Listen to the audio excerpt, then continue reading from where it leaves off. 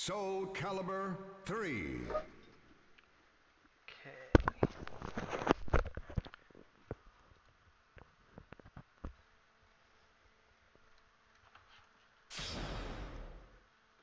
Soulcalibur 3. Yep, excellent.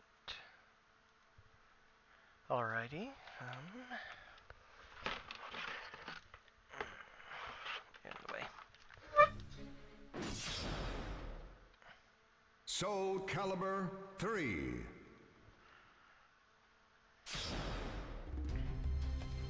Welcome to the new stage. Oops.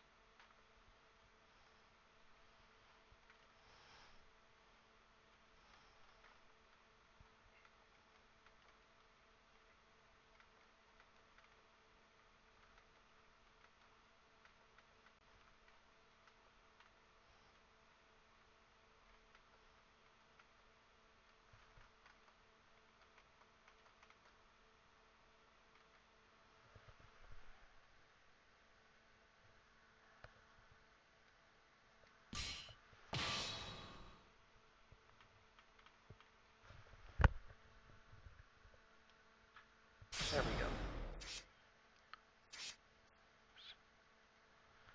Okay, this run is actually going to start once I load the game, because it's going to load into the new game. So, let's see, everything else ready? Mic volume, this is the silent video capture device. Okay. Anyways, alrighty. One last thing to do.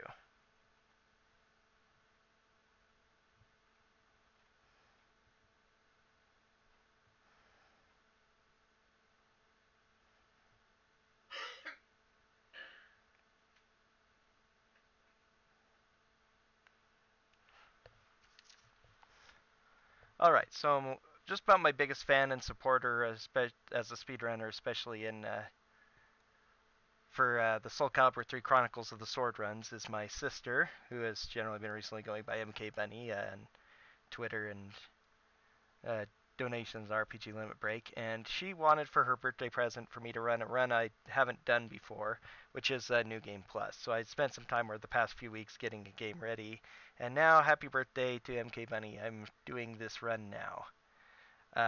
Once you finish Chronicle, you can start all over again, so that's effectively New Game Plus. There's not a whole lot of difference except that you skip the tutorial, which is kind of nice.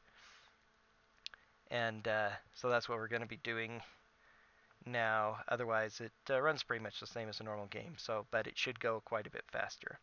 So we're going to start in 3, 2, 1, go.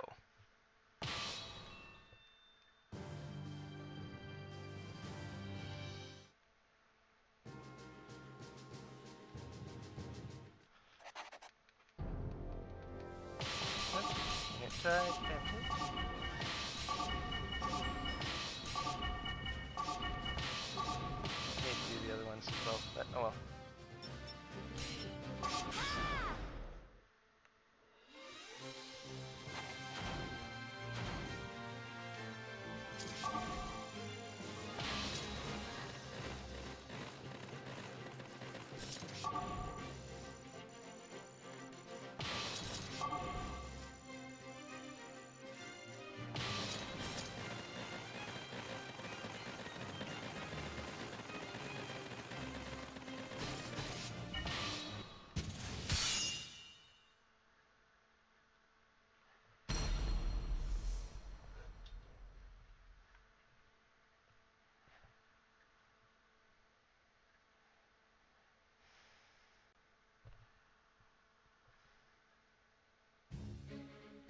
Battle 1. Fight!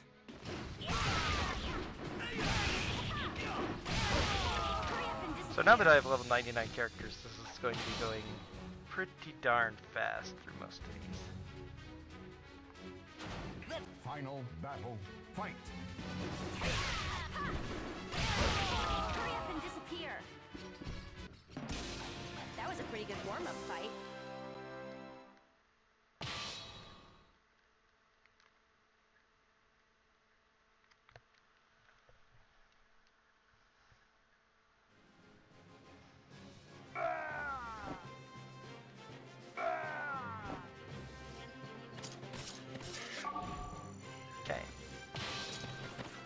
So the group I have here was suggested to me by my sister since it's her birthday present. I had her do it. I already had this game set up and done for a while, but luckily in between games you can actually edit your characters entirely, change their appearance entirely, and change their names. You can't change their class or their gender, but you can edit that. So I was able to just swap them. I told her that she had to keep the same. I had to keep the same gender class setup, but otherwise she could pick 2 males and 3 females for me to turn my characters into, and these are the ones that she chose. For our primary character, we have Lena Inverse from Slayer's fame. If you're a fan of the anime Slayers, you know Lena Inverse. She's a fun one of our favorites of me and my sisters for this.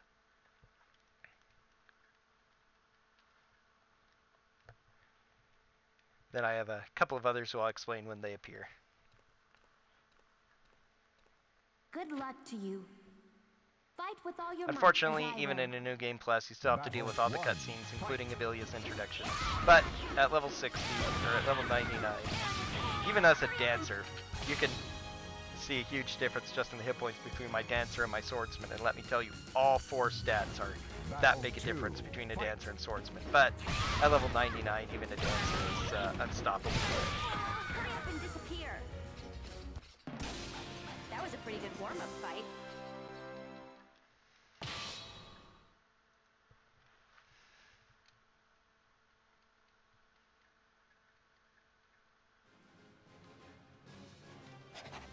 I need to shift this. I forgot to change my setting here.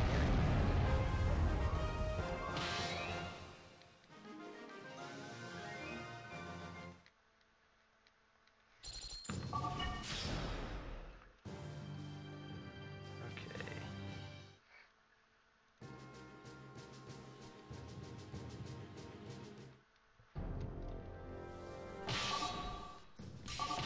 Oh darn it, I'm losing time because of that.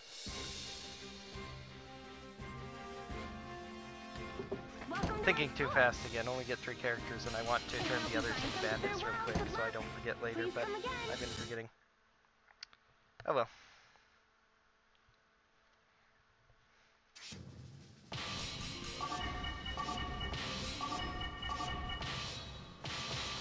Okay.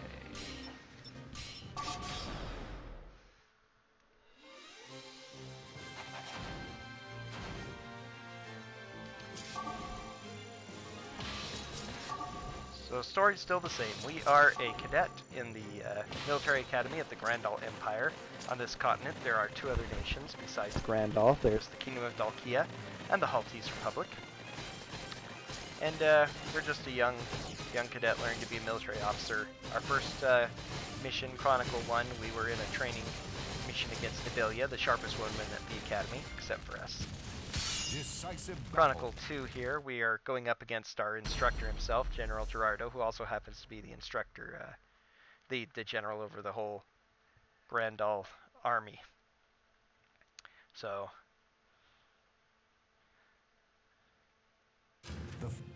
Battle 1. it's a new game plus, but I'm running it just any percent. The little damage I take.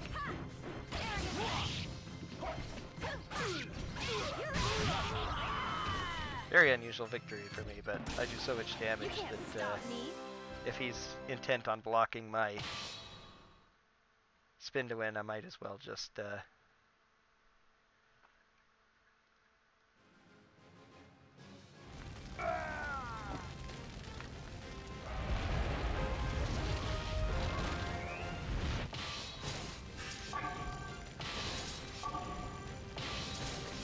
defeat him normally.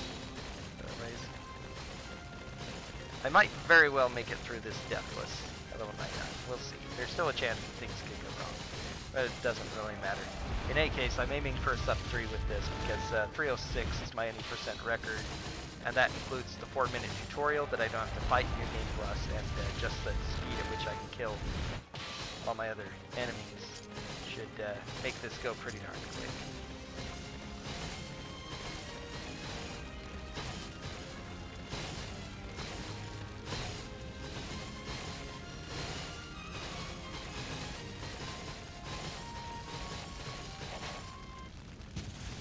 Decisive battle. After a fashion, it's the purest speedrun because I don't have to worry about levels or anything else. All I'm doing is attempting to complete the game. Also takes away a lot of the You are strong. One day, you will succeed in life. Of course, only if you manage to defeat me. Battle 1. Fight. 3-shot Gerardo. Hurry up and disappear.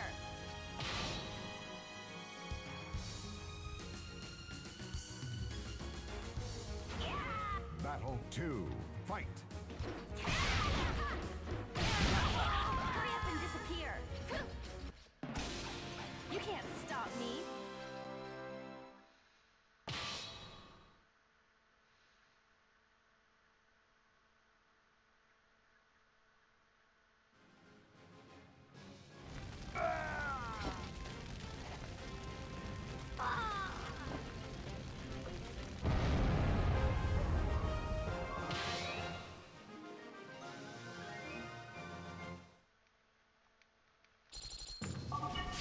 Okay.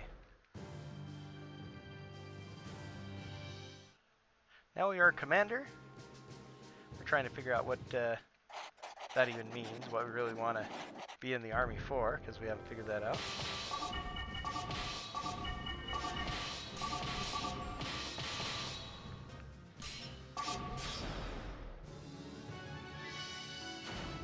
When suddenly the area we're assigned guard of a little border patrol. We recruit a new member named Mega, who spoke like a little bit to us, but who really isn't going to feature in the speedrun at all since I use custom characters.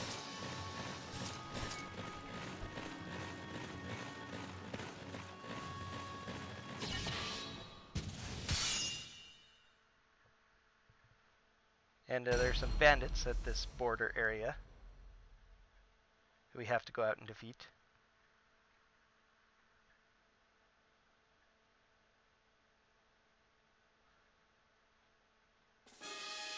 Final battle. Fight.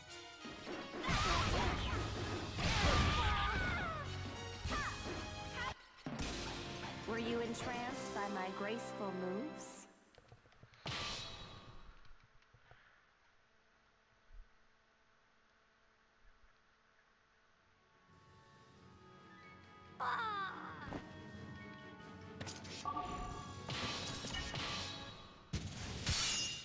Timing here is excellent.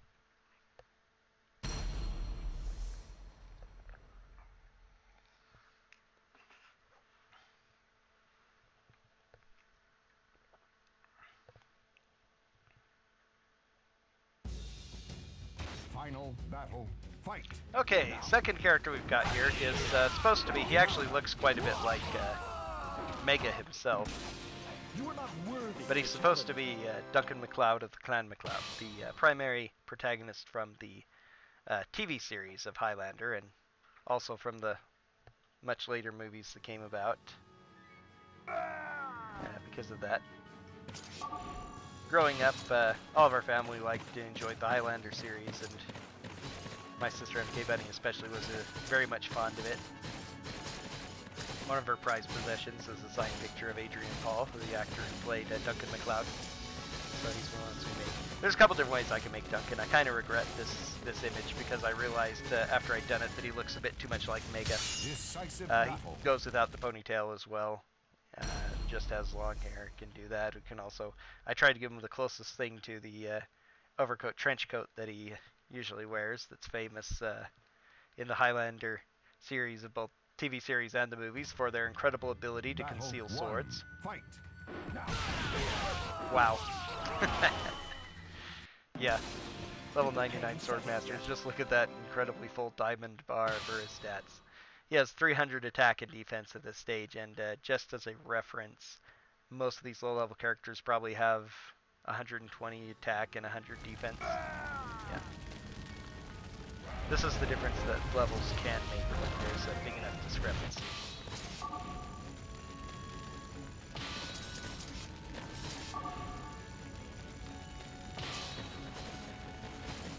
So one of the tricks about this scenario is that this Chronicle is that the objective in most Chronicles is to take the enemy stronghold. There's usually only one way to win. That's usually the only victory condition. But there are a lot of ways to lose, either by losing your own main stronghold or by losing all of your units. But this one, we have to defeat all enemies. I think that storyline-wise, it wants us most especially to note that there are certain brigands that are dressed like Grandal soldiers, because that actually features into the plot of the game.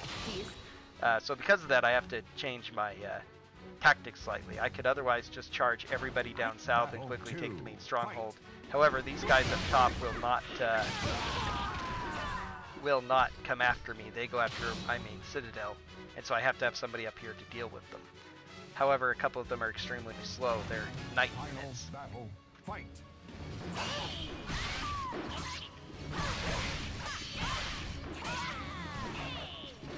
Thought that maybe I'd go faster with normal attacks, but she blocks.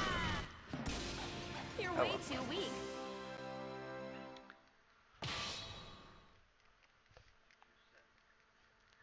So I changed into an infantry, which is normally slower. I usually stick with bandits as my main unit type, because they are the second fastest at speed, the second fastest at taking down citadels. I mention this every time, just in case there are new watchers who aren't familiar with the basic tenets of the game. So they are extremely hampered if I leave them in field combat. Comment on the field map here. However, I usually go into Soulcalibur combat anywhere where there's a slight disadvantage, but not enough to. It has a slight effect on your stats, but not enough to make a huge difference, meaning very little to me.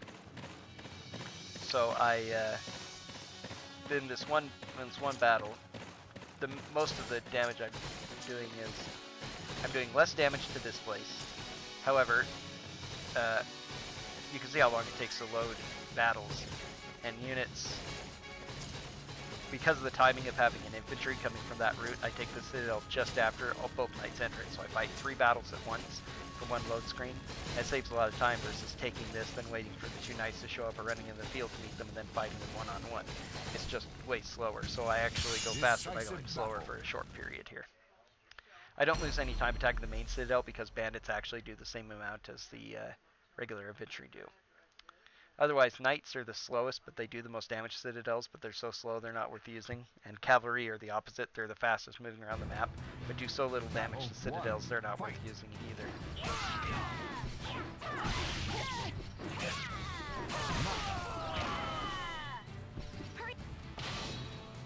Battle 2. Fight!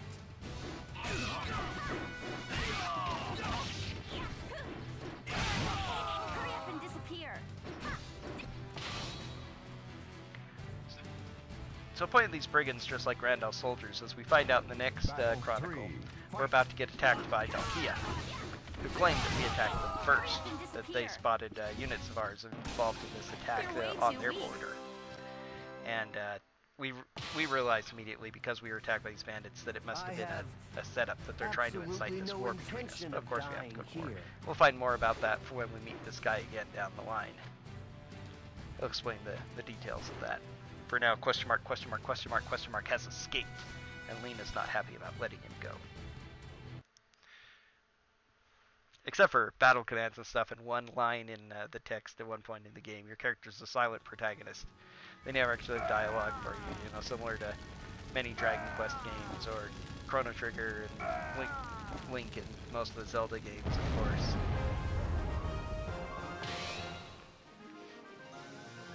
But you're capable of some very stern looks.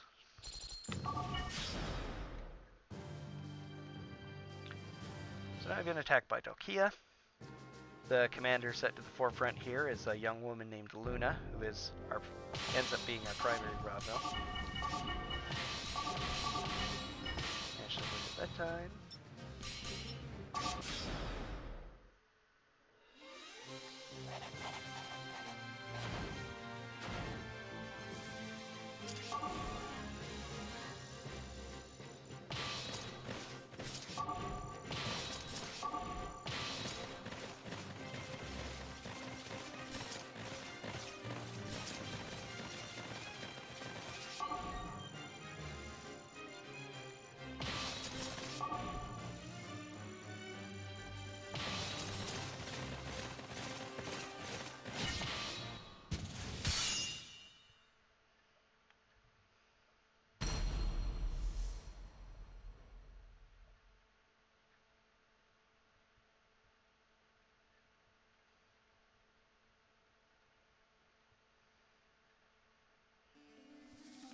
Final battle, fight. Hurry up and disappear. That was a pretty good warm-up fight. Caesar 13 too.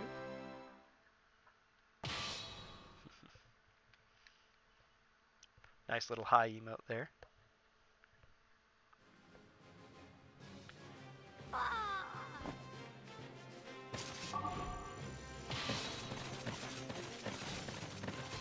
Finally have a release date on Soulcalibur 6, and I am very much, as a lot of people are pointing out, they have not totally confirmed character creation in there yet, but it's pretty much all but guaranteed that they'll have a character creation. It's splitting hairs to say that it hasn't been fully confirmed yet. But what I'm hoping for most of all is another Chronicles of the Sword style mode. Something like it, Soulcalibur 2's Weapon Master, something that a real adventurous story that we can take our created characters on. You're certainly a handful.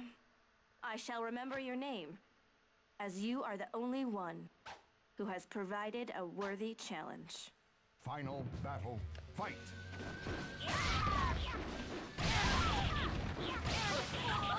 Hurry up and disappear. That was a pretty good warm-up fight.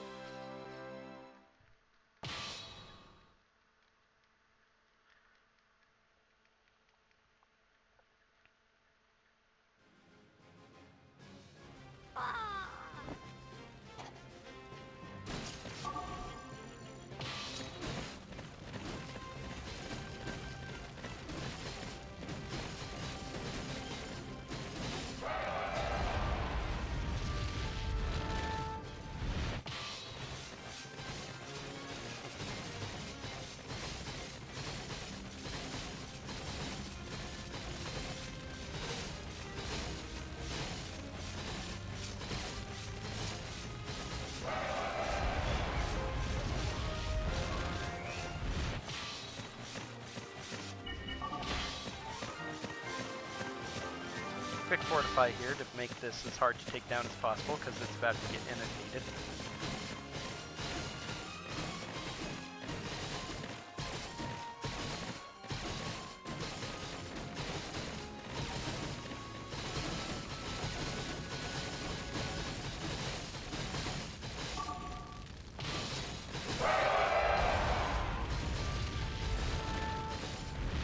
Now by attacking the Citadel from this side, they can't get... Oh, they can. I didn't quite make it in time. I thought I was faster than that. Oh well. They actually won't manage to kill me because I'm too high level. And it's preventing the other two from being stopped from attacking the main Citadel, so overall still not bad. That'd be a little more dangerous in a normal enemy percent. I need to run off that quicker. Wasn't quite on it for that.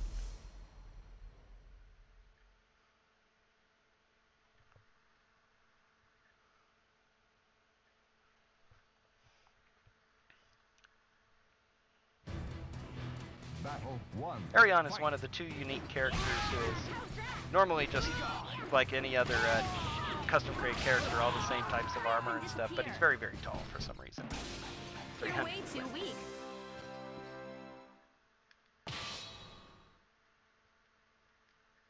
Just an amusing little tidbit about him.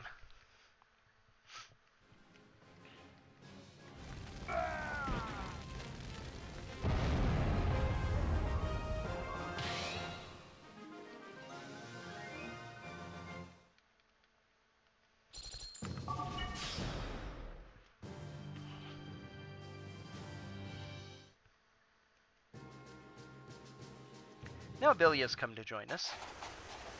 She's been sent to serve as our, I suppose, our second in command.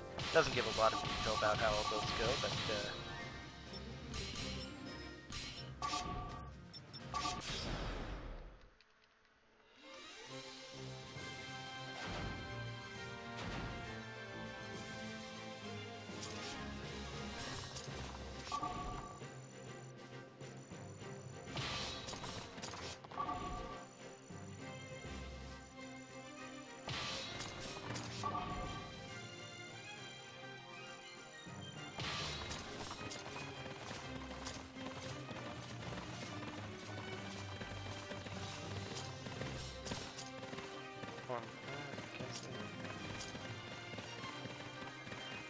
This has a unique loss condition that I'll also lose if I lose the Citadel, so I have to have one of my guys here to defend it.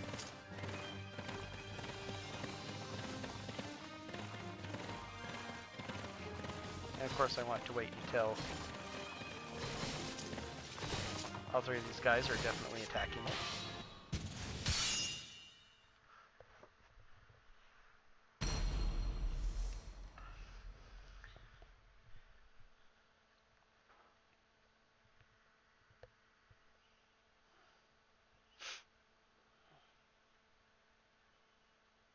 Fate.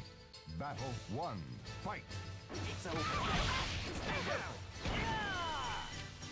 And of course, one of my sister's other favorite series for her to watch when she was a kid was Disney's Zorro.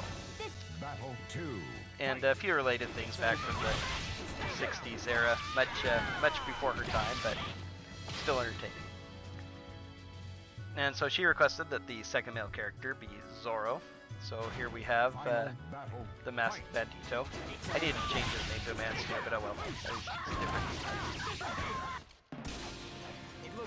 Sadly, there's no Hispanic accent voice for the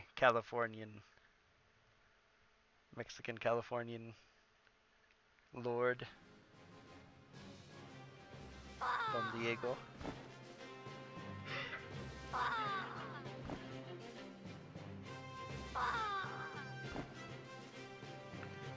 Now, I don't really need to capture this other side of the bridge, but I'm pretty far away from being able to contribute to the main race on the Citadel at all, so I can save a little bit of time by attacking this bridge and forcing away at least one enemy, so that they won't be there to battle, to defend the main fortress, so that's one less fight I'll have to get into.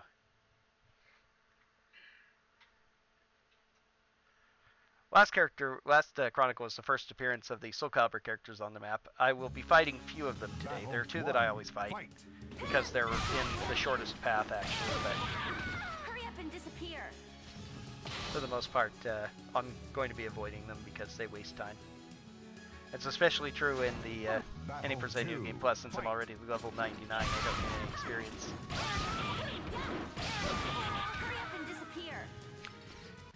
Missions are starting to appear as well. We're getting Cure Effect on that bridge. We have Poison Effect in this place, which of course have opposite effects. Cure slowly raises your health over time, and Poison drops it, just always on effect in the battle. However, the Soulcalibur weapon that Lena is using restores health over time as well, so it perfectly counterbalances the effect of the Poison mission. Missions are one of the more fascinating things about Chronicles of the Sword, because they turn these otherwise mundane fights into slightly trickier puzzles.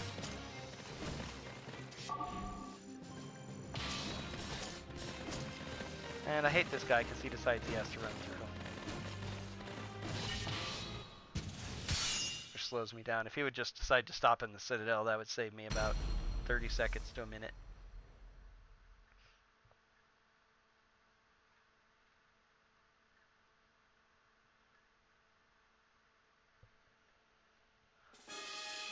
Final battle. Fight. Hurry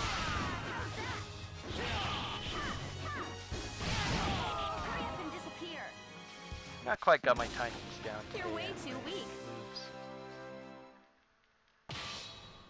Luckily, it's a run I can afford to make mistakes on.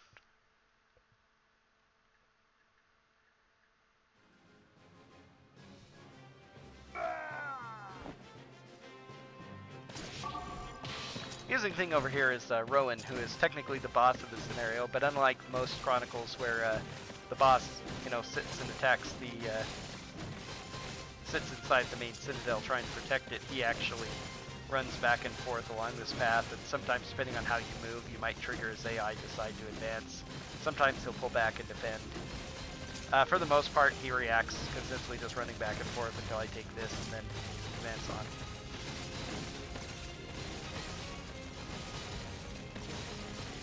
Now, unfortunately, all these guys are just barely going to make it in before I take down the Stronghold.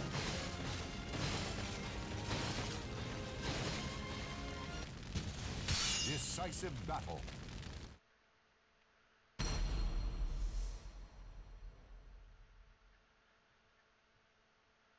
Ivy is over there on the left, and Cervante is far over to the right. The Soulcalibur characters luckily have no AI except for attack anyone who comes in contact with them, basically. Rather fortunately, since they're intended to be just optional super bosses. At level 60, normally you'd be about level 2 to 4 with most of your characters in this Chronicle, and trying to take on a couple of level 60 pirates is a tall order.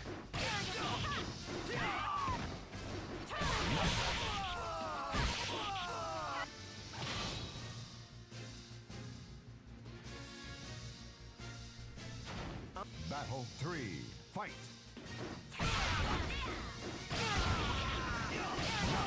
Hurry up and disappear.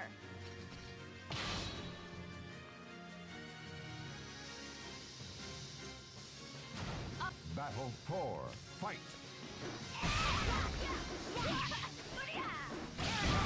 Hurry up and disappear. You're way too weak.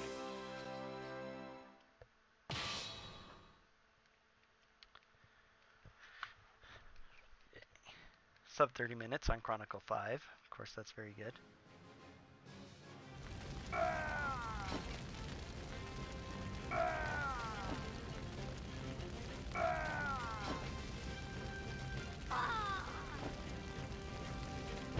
course, I can't remember what my regular non-New Game Plus splits are, but there are just too many of them.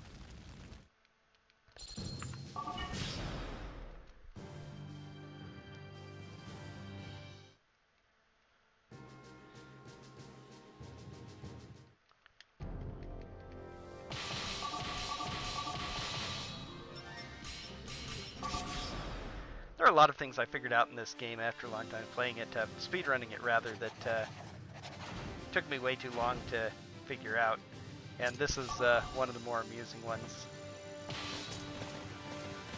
Because when I first started speedrunning this game, my primary strategy was I know bandits are already the fastest and the best, so I stick to using them, and I just try to do everything as quick as possible, just like I did when I played it casually. And then look through that lens to figure out, I did realize, okay, I'm playing any percent, so I don't have to take every stronghold, I don't have to defeat every enemy, I'm just trying to beat the game as fast as possible, what can I avoid doing? But there are some places where I didn't put too much thought into it, like this one. Luna's back with her Cluster Pemdo, they're in the 4 towers of this crown-shaped map around, in front of Luna. Weird name, Cluster Pemdo, I never understood it. But defeating them is part of the mission objective. There's a couple of things I can do to prevent them from, that I can take the main stronghold before fighting them by preventing them to go through. But however, since I have to beat them anyway, that really wouldn't save any time. So I just thought, well, if I have to fight all 4 of them, I might as well just go down the 4 paths and take all the citadels like I'm supposed to, or I feel I'm supposed to. However, then I figured out, wait a minute.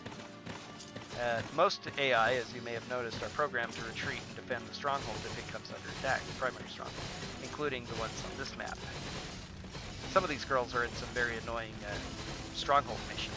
They're supposed to have elements, which there aren't really elements in Soulcalibur, but they simulated it with the types of the stages that they're battling on in their stronghold, and also by the missions that they're given.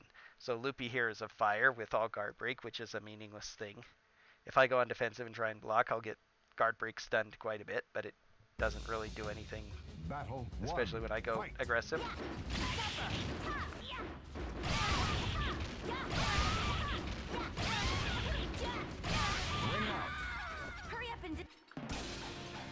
Eloa, who are going to be fighting next, is of wind, and she has a very minor whirlwind, which can be annoying, but she's not good enough to take advantage of it.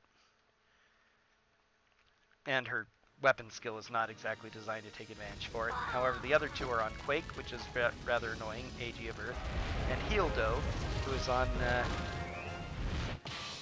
Ice, which really sucks. Ice is one of the worst possible things you can get. You go sliding around, you have no grip, it renders a lot of your attacks ineffective, and the enemy is very well positioned to hit you and send you flying off the map. Sometimes aren't even close to it if you get hit by a big enough knockback that you go sliding. It gives almost no catch on ring outs like a lot of the time you deal with. So we want to avoid ice whenever we can. Unfortunately, we won't be able to all the time, but at least since this is any percent, I don't have to worry about Sungmina. There's a whirlwind pushing me around. Elua is pretty much the easiest of the 4 girls most of the time. Occasionally she does slightly aggressive things and damages me. Were you entranced by my graceful moves? But it's of almost no concern to me at level 99. Pretty much getting hit by an unlucky ring out is the only thing that can kill me in any of these battles. Except possibly for the final boss, he's still tougher than my dancer is. So I want to avoid fighting him.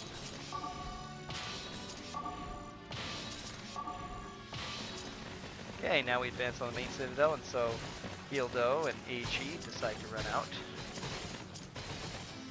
Run back to defend the main citadel. Eichi is a knight, so she's super duper duper slow, but she'll make it before I take the citadel, which is good, because otherwise I'd lose time having to load up another battle.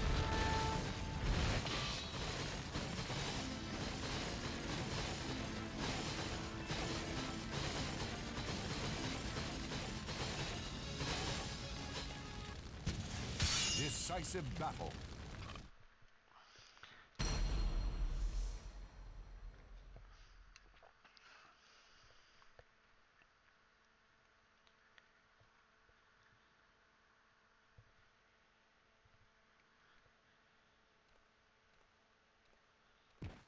So we meet again. Now, it's time to collect on your debt. Whatever you say, Luna. Battle 1. Fight. Oh, nice sidestep. Going anywhere. What's really amusing about the spin to win move is that it looked like for a second that she was ready to block it, so she should have blocked the attack. But for some reason, this is one of the things that makes it work so well, is they're programmed to, she thinks, oh, the attack isn't coming out, and let's go block right before it hits. Sometimes they don't, very rarely. They will block it, and they'll get hit by the guard break because it's a guard break skill, but they're obviously blocking it. They sometimes will block 4 or 5 hits in a row, and it gets really annoying. But otherwise, they just can't time the block very well. Battle 3. Fight.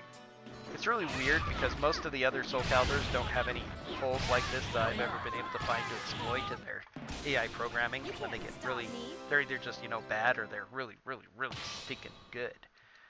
But it's very convenient in this game for me speedrunning this mode because it saves a lot of time over trying to win these fights quote-unquote normally.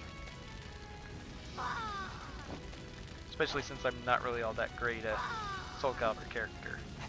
Better than most of the people I know personally. I played locally, but I don't have a lot of skill with it. You know, really advanced things, real fighting moves like the guard impact and the other things that your dedicated and skilled players would be able to pull off. Storyline-wise, we've advanced in, kicked a lot of tail in Dalkia, but now we've suddenly they've declared war. Halsey's Republic has declared war on us, probably seeking to take advantage of our weakness since we've been fighting Dalkia for so long. Abilia was left in charge of our victorious army. Just basically, they should be left to nothing but mop-up duty in Dalkia. But we've been sent with our wearied, the rest of our wearied soldiers to counterattack Haltese. And our men are upset because Abilia has been left to take all the credit, they feel. However, General Gerardo himself has decided to pop up and put himself as a soldier under our command, even though he's the commander of the entire Grand L army. Okay, sure. That's how you want it. That's fine. In the if I were playing without custom characters, I'd probably use Gerardo at this point because he's pretty decent. Might actually be faster for me in these fights where I get a choice to use my sword masters, just because their attack power is so high. I just wipe people out fast. there's now a big enough difference at these levels that just the pure attack power is rather insane. Battle 1. Fight.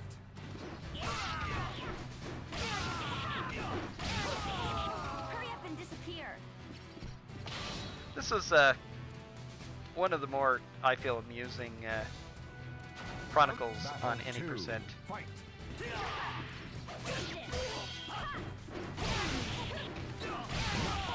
up and disappear. Do you see now? You never stood a chance. Because the fastest way is straight down here, and just the programming of these units is weird. They are programmed to head towards, not quite sure exactly, but either it's one particular character, whoever they feel is most dangerous, or it might be just to the biggest collection of characters in the group. But regardless, since I have, actually, let's go Duncan go. Since I have all my guys in the middle here, they're all going to come streaming towards the middle. And so by spending some of my infinite gold to fortify this place,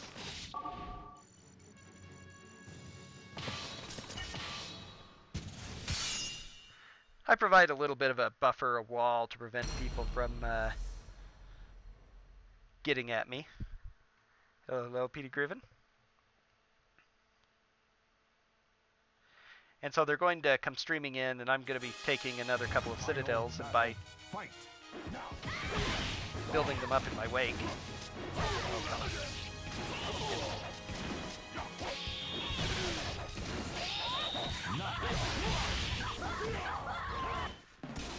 putting them up behind me, Anytime. they'll be trying to chase me down, but they won't be able to reach me before I take their main citadel out.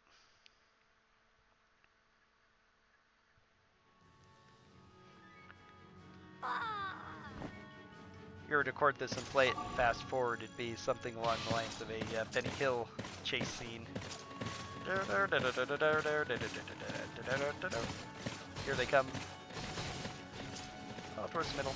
Rock's there in his elephant helmet. He's a gladiator. On Soulcalibur percent, I'd fight him. Of course.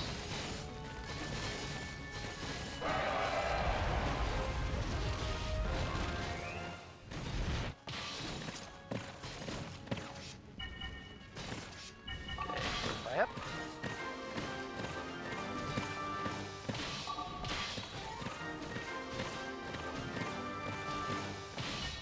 Okay, we're going to deal with our first spot of ice here. It's a pain. Luckily, these guys aren't particularly hard, so it's not going to be too troublesome.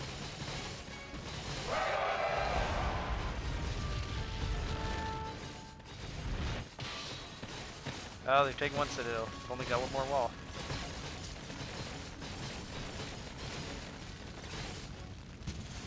Decisive battle.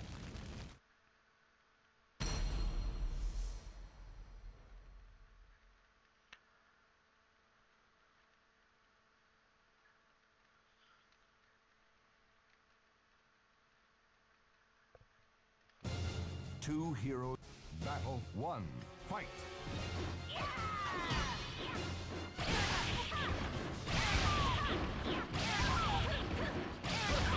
Hurry up and disappear. Spin to win.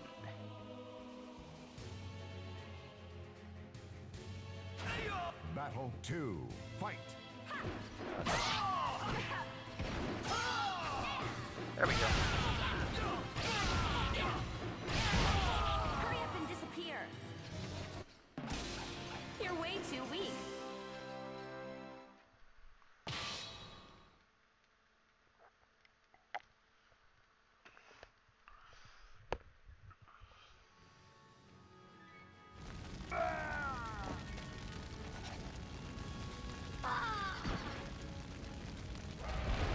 So the commander Halfus just declared that he's not ready to die and treated apparently.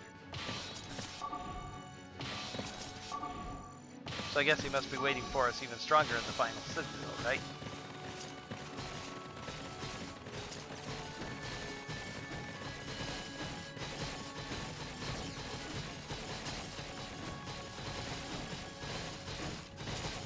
Oh, they're pounding it down.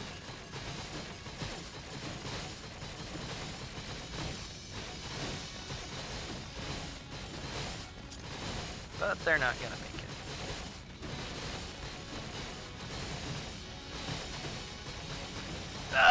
So apparently he's been killed. It's kind of off-camera-ish, and this strange woman named Mooncap declares that she's going to kill us because the country should be destroyed, but I won't allow you to be the ones to do it.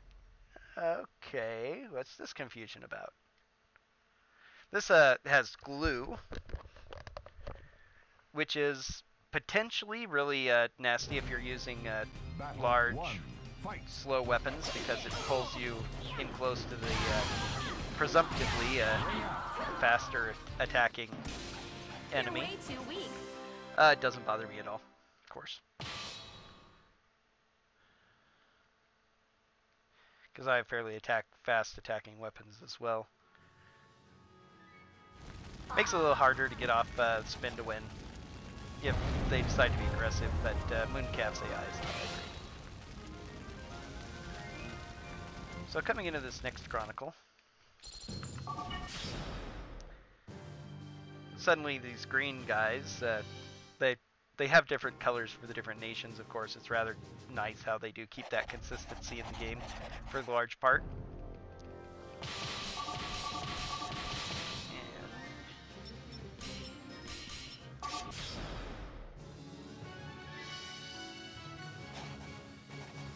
But then suddenly, you know, Halti's Republic is being attacked from within by Mileta, who is apparently one of their provinces. The leader of that province, ruler, has decided to declare independence and not only, you know, just enforce its own independence, but basically take over the entire country. Renaming it as the King of Mileta and claiming the entire republic for their own. So we, being super good-hearted, do not get to make any moral obligation choices in this game. They're all decided for us, and we decide we're morally obligated to protect these poor Halti soldiers who were fighting just a little bit ago. Now we're going to be their saviors. So, special loss condition in this Chronicle: you lose if 3 or more Halti soldiers are killed. We're going to generally prevent any of them, really.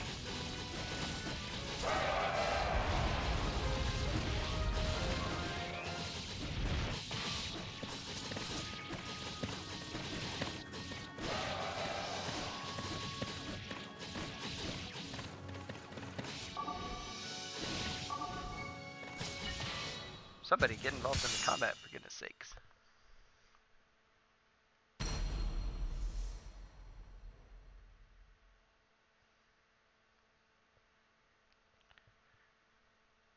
This is a really tight timing window that can save me or lose me a minute by this route. Fight. Did I do it? I forgot to adjust her voice as well. Not that it matters that much. Sadly, equipping Cosmos' armor does not activate an Easter egg. It would be cool if that had activated an Easter egg to give her Cosmos' voice as well, but this is Cosmos from Soulcalibur, or Soulcalibur. This is Soulcalibur. This is Cosmos from the Xenosaga series that Bandai Namco released for PlayStation 2. And they gave her equipment as an Easter egg in the game. It's some of the secret equipment you can unlock so you can give a female the appearance of Cosmos. We played the first couple Xenosaga games as one of the ones that I and all my sisters played and had a lot of fun with. So, because she's so easy to make, she is a classic fun one to do on occasion. I've used her a couple times in my regular runs as well. Be careful from now on.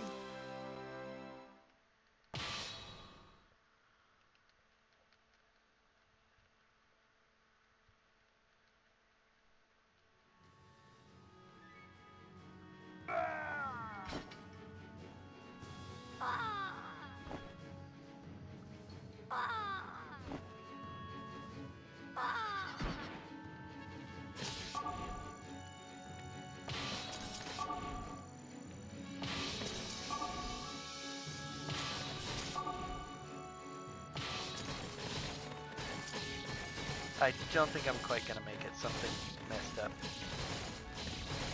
Oh, no, maybe I will. Knights are so slow. Yes, I'm gonna make it. Good. So if I'm too slow on ordering my characters to advance through here, Ilyusha there will make it into this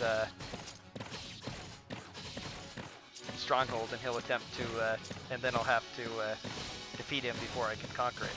Now he's trapped outside though, so he's not going to be able to get to me. Since he's a knight, he takes down the stronghold really fast, doing 7 points of damage a hit. My bandits do 5 each to this, but I have 4 bandits here, so I am not in any danger of him catching up to me or any of the others reaching me, since the other guy is up stuck fighting Lirage. So here's Mooncalf 2, the second and final battle against Mooncalf. If you're paying a lot of attention, you may notice that Mooncalf has the exact same weapon skill as Luna. I do not believe that that's a coincidence, because it is heavily implied in the game, never actually stated, but just similar to Shadow in Final Fantasy VI being Realm's father, it's super heavily implied that Mooncalf is actually Luna's mother. They drop hints about it in like the next Chronicle, especially talk about it a bit, who she is. Apparently she used to be nobility for Haltese before it was, but wait, isn't it a republic? Well, it used to be a democracy, but then the peasants revolted against it, and as much as they say, you know, that it's a democracy, little has changed. It's just the rich people who are now supposedly the governors speaking for the people, the senators, but really it's same old, but just the old nobility was driven out. So her daughter was taken from her, she was deposed. So she is now plotting revenge against the Haltese Republic and all its people, and pretty much everyone else. Somehow Luna was found and raised by the Dalkian kingdom, and this factors into play in a couple places. If you actually have Gerardo in your party when you fight the final Luna battle in Chronicle 11, he will ask her if she knows anything about her mother. We lose Lirage. That's just enough people dead to get that done. Lirage is a noble sacrifice. Lirage and Canon, the two that are here, if you save either or both of them, they will join whoever is saved, you know, both if both are, whatever, or just one if only one is. They'll join your party at the end of this Chronicle. If you ignore them but they don't die, you don't get them. Alien, who's here, even if she dies, she does join your party because she's a special NPC. She's important to the story. She's the leader of this group of Haltese soldiers we're rescuing, basically. Again, it has no bearing in a normal speedrun, but if you're playing casually with other people, or if I were playing a no other custom characters run, main character only as I call it, where I only customize and use one custom character, the main character is forced to be custom. If I do a run like that, I sometimes it's important which characters I have so I can make use of them. Although it basically boils down to from Chronicle 3 onward, and then until Chronicle 12, and then from Chronicle 18, 19, and 20, I have my main character and I have Mega, and everybody else mostly doesn't matter. Chronicles 13 through 17 are pretty tough because I don't have access to Mega. Get a little bit of story background here on one of our first characters, Reese. She's apparently an orphan and kind of sees a bit of similarity in what's happened to the poor Haltese people here. She feels for them. It's a very simple game overall, since it's just a role-playing game, you know, strategy role-playing game variant of a fighting game with that they just completely made up off the top of their heads for show off custom characters, really.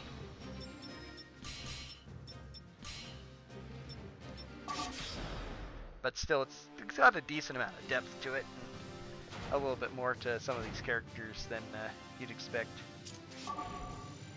Yeah, maybe I shouldn't have known. Oh well. It's actually better this way. Still trying to remember what exactly I did that made the perfect timing for this Chronicle, because it's one of the weird ones, because I have to defeat all enemies. I can't just take the main stronghold. And the enemies have weird AIs that react to different stimuli in unusual ways. So trying to incite them all to gather together in the smallest groups proves very difficult. There's a couple that I can reliably manipulate. I know exactly what their AI is going to do, especially Luna. Speaking of Luna, she's here again. This is the only time we'll fight her without her being giving us a cutscene. She's brought her 4-cluster Pemdo. Dalkia has formed an alliance with Mileta, and she's been sent as the, or probably volunteered for the opportunity to fight us. again, since she wants revenge.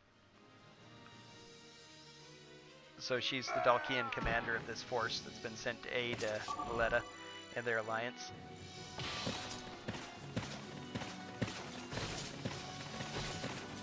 And they are programmed. This also hints at something. You know, we were conquering Dalkia and then left Abelia in charge after defeating Luna. So if Luna's able to come here, then obviously, you know, Abelia is not exactly fulfilling her end of the deal up there. So we don't get to find out more about that, though, for another 3 or 4 Chronicles. In other words, about 40 minutes. Probably even less than that. 30 minutes? Yeah. Regardless, now Luna's AI and her Professor Pemdo are programmed to, as soon as this fortress, well, as soon as a fortress is taken, they are programmed to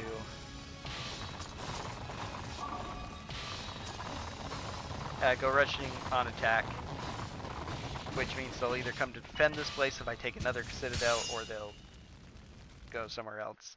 I'm pretty much every time I've ever done it, they always come here, so I don't know if I, for instance, made my main character down on the lower half of the map if she'd attack otherwise. I think they're actually programmed to head straight for my main stronghold to take it.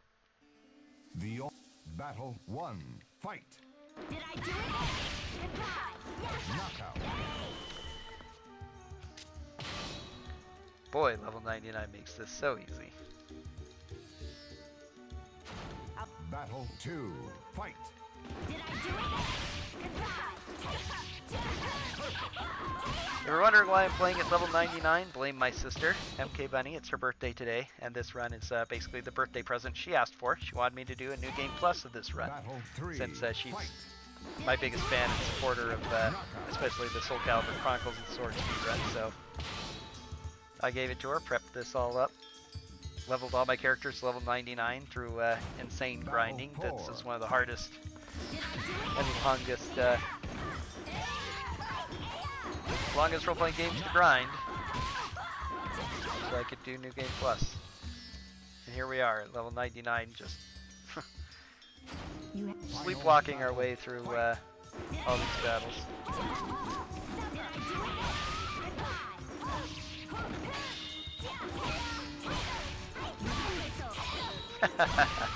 Jeez, what a joke.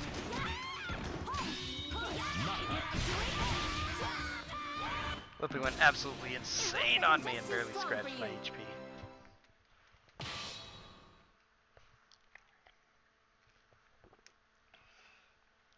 It's one of those games as an action fighter that doesn't have normal RNG in the sense of, at least in the role-playing game sense of, oh, you might not get this drop, or you might have these random encounters, or your opponent has a certain skill list that they choose from that randomly could troll you. It's just basic. Their AI behaves largely in certain, just randomly how they feel like they will. They're kind of programmed to react to certain situations, but it's essentially a coin flip if they decide to either be aggressive or sit there and take it. Decisive battle.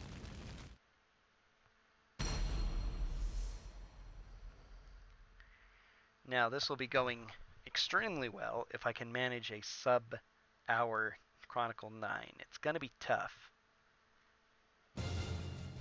Battle 1. Fight. Okay, so this character, number 5, is She-Ra. If you are at all familiar with He-Man and the Masters of the Universe and She-Ra, Princess of Power, good old 80s cartoons that my sisters and I grew up watching. He-Man, of course, was one of the biggest of the 80s toys cartoon hybrid money-making schemes of that period. However, the developers found out that they actually had a pretty good female audience watching He-Man, so they decided to double down on that and create the all-female version. And so it came about She-Ra, Princess of Power. My sisters were big fans of that. We watched all of them together. I grew up with 3 sisters, and we were all pretty close in age. So as we grew up in the 80s and 90s, we all had a lot of shared interests between us. When you're living in a house with, only one other man, your dad, and then I'll just take you anytime you nothing want. but women. You get used to doing whatever the women tell you. They want to watch this stuff, you watch it with them. But we had fun and things. My sister had Barbies and I had He-Mans, and so I played with my toys with her, and He-Man had to rescue the Barbies from the Skeletor and things like that.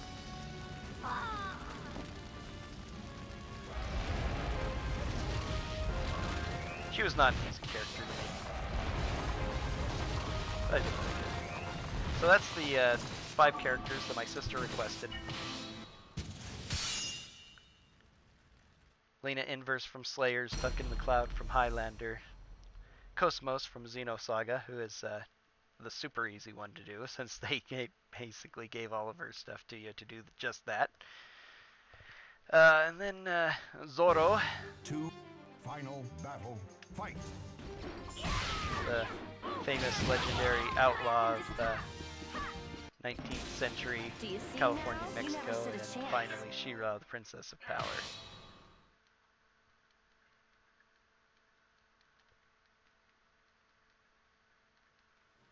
Probably not quite going to get a sub-hour here.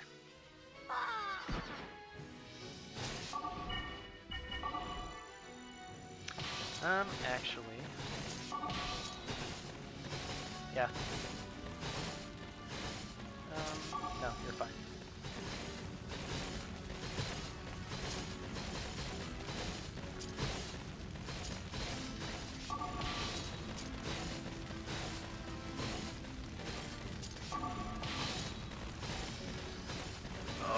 Oh, yes!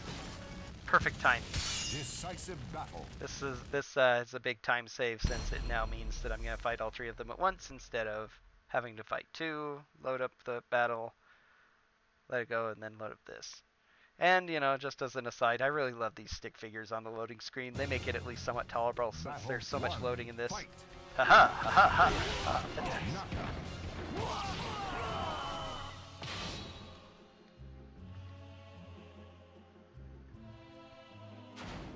Battle 2. Fight. Knockout.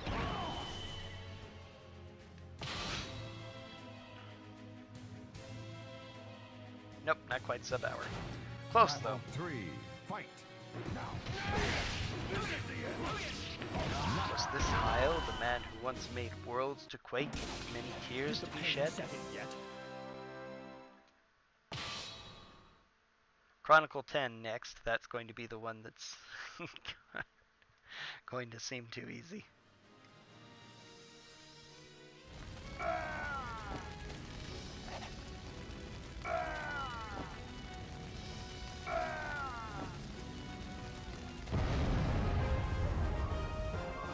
Other people I've spoken to who are veterans of this game mode have told me that Chronicle 10 is their least favorite, which is very understandable, especially if you're playing casually and trying to defeat every enemy, especially all the Soulcalibur characters, because the worst Soulcalibur character is on this map. Luckily, since we're playing any percent, we can ignore her. Sungmina is actually my favorite Soulcalibur character. Ever since I first unlocked her in Soulcalibur 2, I've really enjoyed both, her fighting style and appearance. She was really fun to play. But she's my worst enemy in Chronicles of the Sword, because she's actually the hardest Soulcalibur character, because they put her on ice and programmed her to take advantage of it. She has a lot of moves that are good for ice.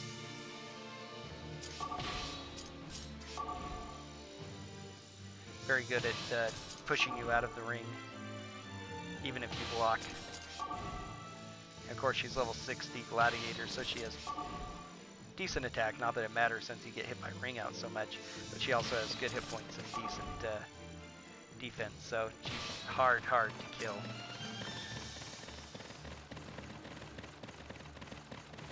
Luckily, once again, I get to totally ignore her. Instead, I'm focused on just charging down the middle, dealing with the 2 bosses in here. There are 3 different bosses, well, 4 if you count Kyrgyz, 4 actual bosses on this map. Demuth, the King of Muleta, is the one who is not reoccurring, but he has a cutscene, and he also is the dedicated character of the Iron Fan, and there's a character slot for each listed under special characters when you're playing other game modes like Quick Play and oh wow, that's unusual. That is actually, I don't know that he's ever done that before. I'm gonna fight 4 people in here. Maybe once? I think once that's happened. I'm not sure what triggers it. Every time I think I know about something weird happens. For the most part, everything seems to be programmable, and there's just weird stuff that seems to happen, but I always have to assume that it's because my units are not moving in the exact same pattern as they did before, that without my ability, you know, since I don't have the ability to be frame perfect in giving my orders, that just a few frames of difference making those orders determines what these do. But maybe there's a bit of randomness to some of them. It's hard to believe that, especially since I had to go through a Stronghold to get here, that there was a slight frame difference in deciding his orders on charging south or coming here to defend. It's unfortunate because it means a slight time loss because I have to spend about 15 seconds killing him as well, but not a huge deal. Normally what he does is he just heads south, actually avoids me, and then starts charging towards my main citadel. And since he's a cavalry, it's a funny joke because he'll never get anywhere near it before I take his main stronghold. He just doesn't do enough damage.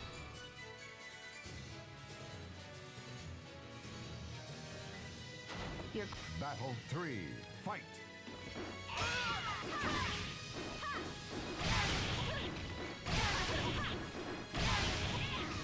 Offense down is the mission here, so it makes me do a lot less damage, but at level 99 with Soulcalibur, spin to win is still incredibly powerful.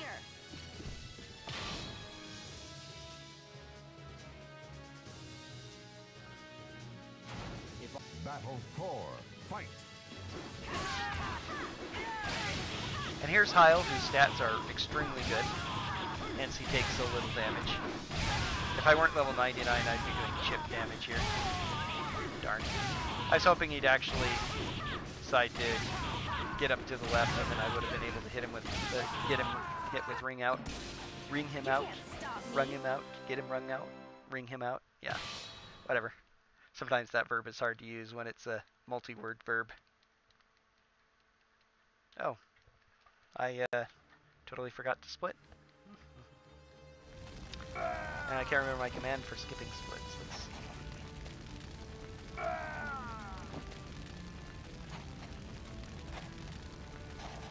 I can actually check that while I'm waiting for things to happen.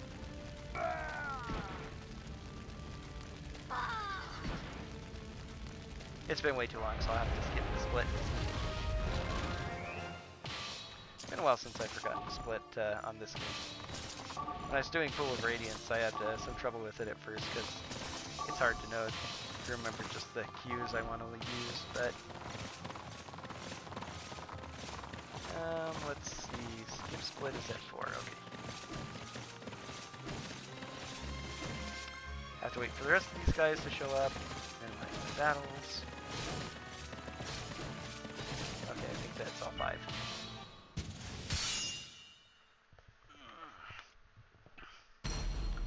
I was just too upset to split after not getting my sub-hour.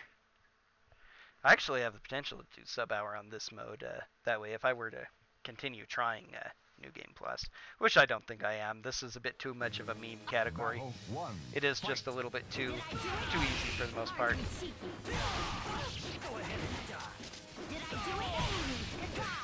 I didn't even know if I had it.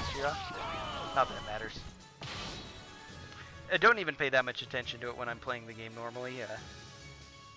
I like to spread out my experience a little bit, but because levels are useful but not essential, I don't have a specific level route like, okay, I need this character to get up to this level, I need my second character to be at this, because it all kind of depends on who loses, who dies. Sometimes it's almost random who it picks to fight, so I just go with whoever's useful usually. Why you be so mean? right at the cusp there. Just die already. Why are you? Battle 4. Because you so ugly. Did I do it? Did I do it? Goodbye.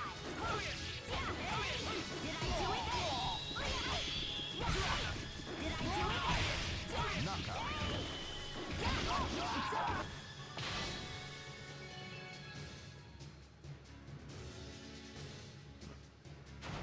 Battle 5. Fight. Did I do it? Did I do it? Goodbye. Did I do it? Goodbye. Knockout. One of my favorite lines for them to spam right there. I won't hold back next time. It's a question she charged for. Did I do it? I don't know. Did you? I wonder if that was just a slightly off translation. I can't believe that they put a lot of effort into translating the lines of the custom characters super precise.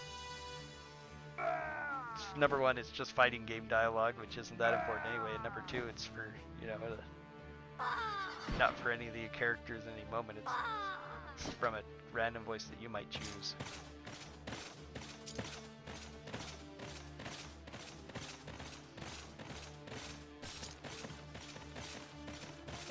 Let's go ahead and give Zoro some more time to shine.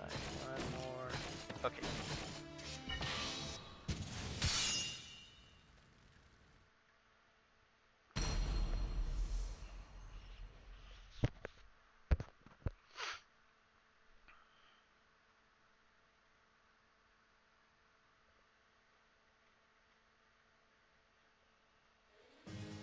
Battle 1. Fight. It's over. It's over. It's over. Stay down. Knockout.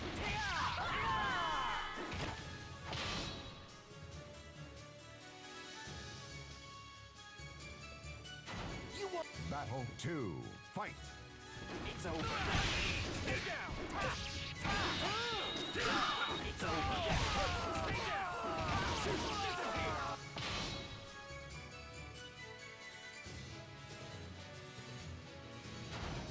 Battle 3.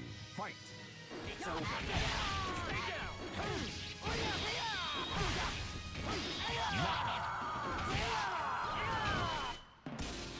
It looks like I'm the winner. It's been a while since I've raised all my characters to 99, and of course now all I've done is the Dancer and the Swordmaster. The Swordmaster actually, as if they already weren't powerful enough, they get a huge jump from level 98 to 99. It's pretty absurd, because normally you're I guess it's going to be Shira again, because if I decide to do this.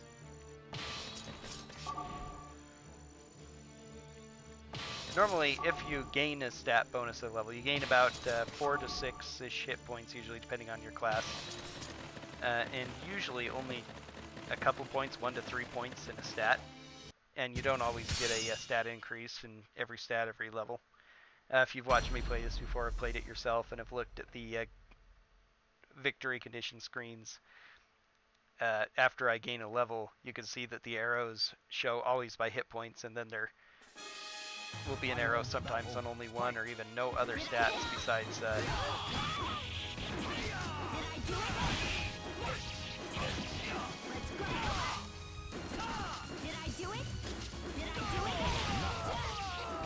indicating that only those stats went up. So Swordmaster pretty much grows in all their stats all the time because they're so powerful. But I mean, again, it's usually only 1 to 3. But at level 98, they have a 279 attack and a 281 defense, or rather strength and vitality, because they use actual role-playing game stats names.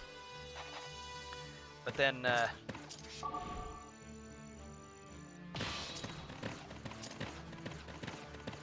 and then they jump up to 300, and their agility is like 156 or something, which is really high. Even the Dancer is one of the most agile classes in the game, has 152 right now, and then it jumps to like 180 there. So yeah, Swordmasters are really absurd.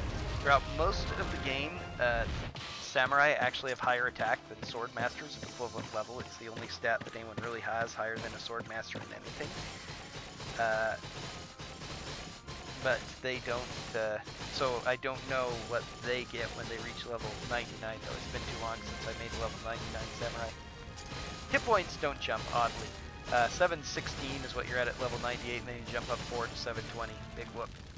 Decisive battle. It's kind of amusing, and also goes to show that's the most hit points you'll ever have with any character in this game.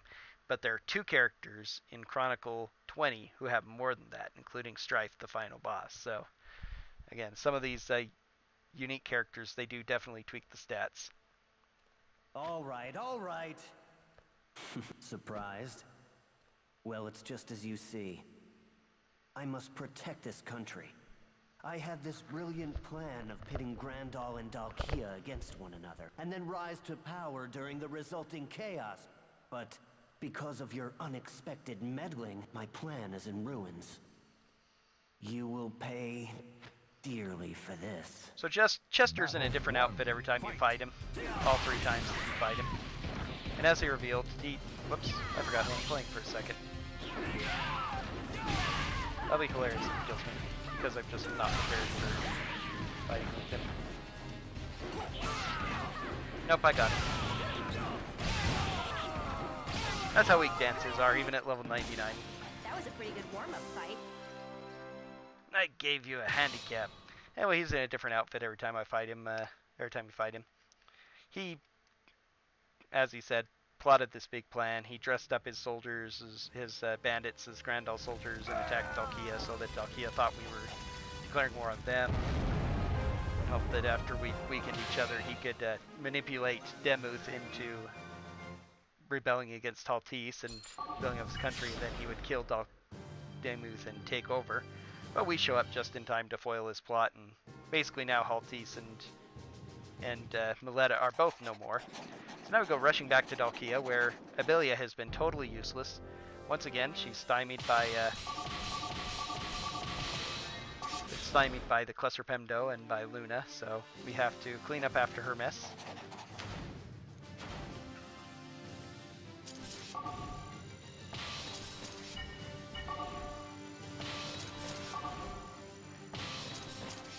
If I can get this mission over with in under about 7 minutes, it'll be great. I still have to deal with the most horrible thing in the game, which is the impregnable mission there. A combination of Quake and Guardian Force. All 4 of these citadels of the Cluster Pemdo have 2 different things rolled into one. Cruel Sword is both all unblockable and blast, because she's supposed to be a fire, and those are both fire type effects. At least in visuals. All unblockable, of course, is blast. It's interesting that this is the first time you see a couple of these in a combo, so you wouldn't even know what they are until you're experienced with the game. But blast causes you to get knocked back much farther by any kind of knockback attacks. Fight.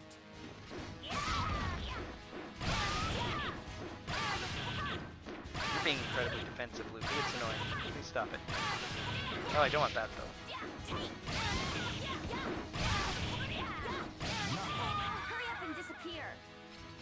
And it actually shows the sparks flying off the enemy, is the amusing thing about it. It doesn't mean very much, though, when you're super aggressive. Don't worry about, and you're able to hit the enemy first.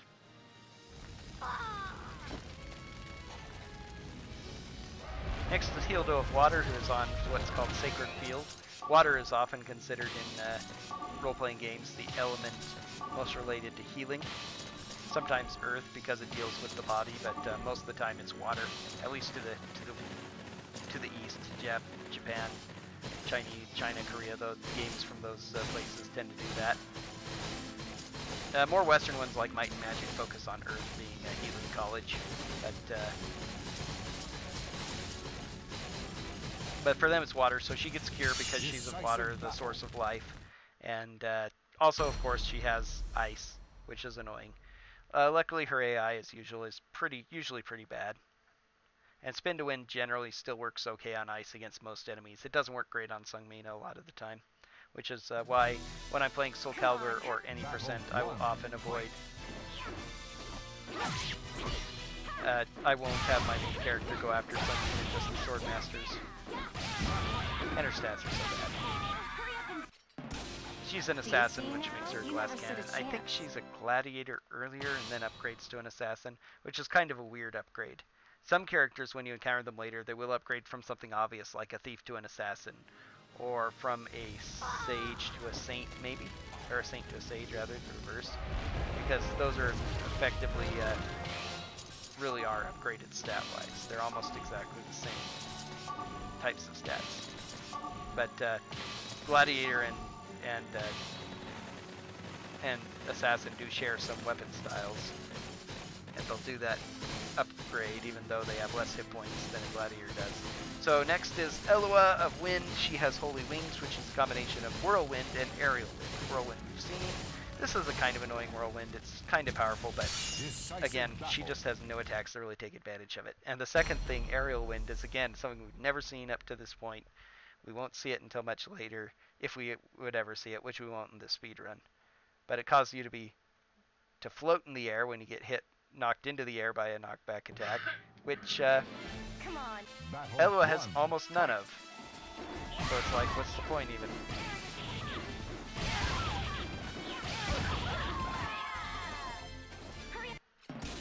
And I think she upgrades from Ninja to Assassin, which again is kind of a straight upgrade. I think actually, now that I think about it, I think Hildo is a Gladiator. Did she start something else? I think Gladiators, she might have started as a thief and gone to Gladiator or something. Loopy is a knight and always a knight, and I think Eiji's a knight as well. She might have upgraded from Barbarian to knight, or no, she's a pirate actually, because yeah, they didn't want additional things. I'm not sure if she upgraded or not. And I could also be lying, and they all could have been their original class. I just don't remember. I don't pay enough attention to it. Because again, some characters do, but not all of them.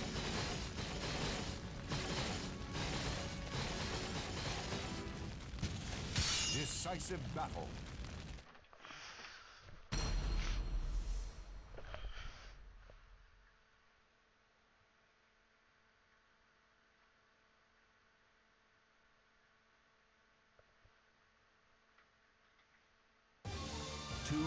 Battle 1.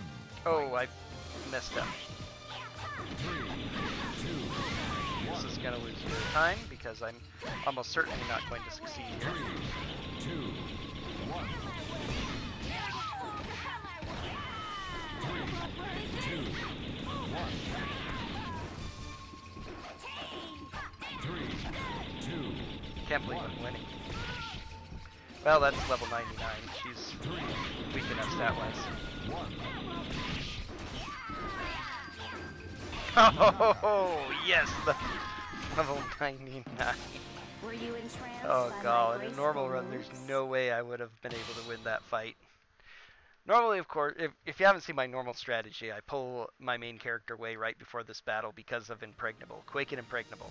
I distracted myself again with going off on a tangent. The Quake effect, you can see, of course, it's annoying. It stuns you over time. But then Impregnable is also Guardian Force, is also an Impregnable. Guardian Force means that you're not affected by anything. You saw it. He was hitting her. She wasn't getting stunned. Nothing was happening. She was taking damage, but she didn't care. And so her stats are kind of low, but it's the very worst mission in the game because they can just hit you while you're in the middle of attacking them, and you can't really counterattack because the only way you can is by going to super defensive, maybe, and then doing the quickest attacks when she does her biggest openings when you can sidestep them. That's the most reliable way, but it's super duper slow. So all you can really do is go aggressive as much as you can. There's a few other things you can try, like attack throws will actually affect them if you can get them off, but they're not always reliable. It's hard to land them sometimes, and again, if she decides to hit you while you're in the middle of starting it, all that goes for naught. So you've come. This time, That line it is will not repeated be 3 like our times. previous So you've encounters. come. See if Well, you can repeated defeat twice more. 3 times we hear it over the this next 5 sword. Chronicles. Battle 1. Fight. Luna has reserve offense up, which is potentially dangerous, but not to her. As her hit points get lower, her attack goes up. There are a couple of battles where that's really scary. This isn't one of them. We're not going to fight any of those battles here in any You percent. can't stop me. There's a couple Soulcalibur characters who have it, and that makes them dangerous because they're level 60. But especially at level 99, don't worry. So I guess my stats were high enough that I was able to blow through AG. There'll be 2 more times we'll have to deal with Guardian Force, and it's really tough both times. But at level 99, it should have enough stats to kind of power through it. But not hopefully with my lead character.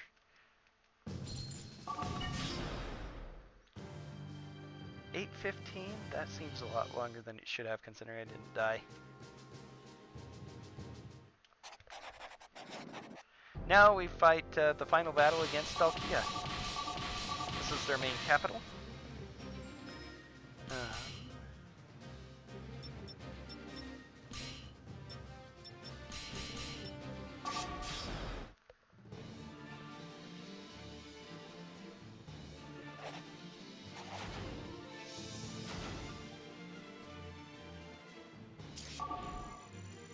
Been too long since I've done this any percent. I don't remember my ideal strats. It's one of the complicated ones because there are so many weird buildings everywhere, a lot of forces coming from multiple angles. They react in weird ways to my AI, but I think this is the ideal. Need to go back and look at some ideas and find it again. Now, in true ideal, I won't have to worry about protecting my citadel, although I think I still need to.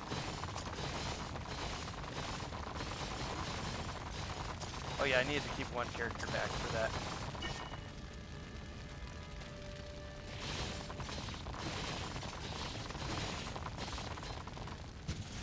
Decisive battle.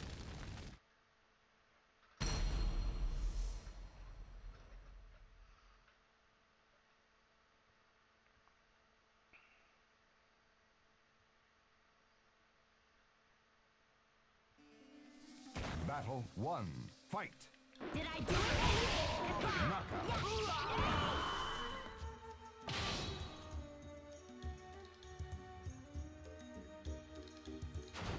Battle 2.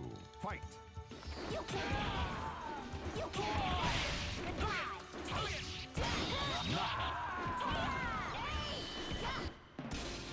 I won't hold back next time!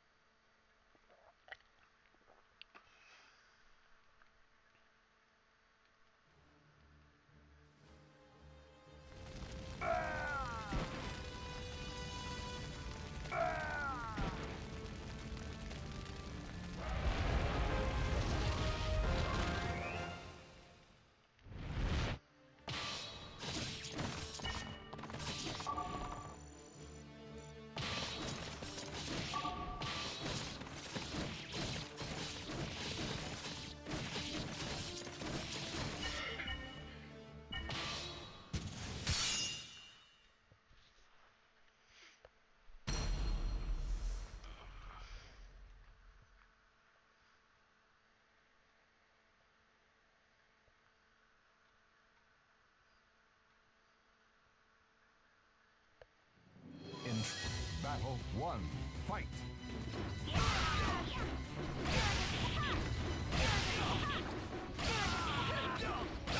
Hurry up and disappear! Please.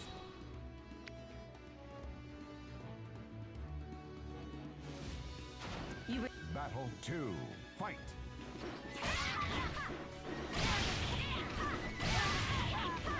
Chronicle 12 is a little bit past the halfway point for That was a pretty good warm-up fight.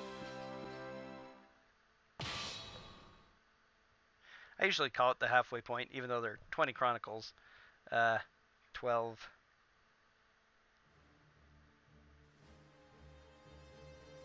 The last 8 are so much longer than the first 13, including normally the tutorial, that that's kind of the place where they fall, but...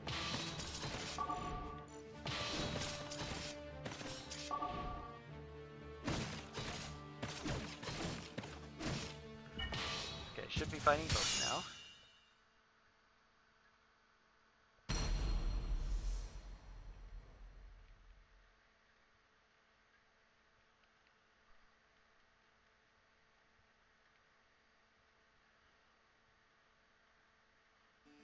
In 2. Good. Battle 1. Fight.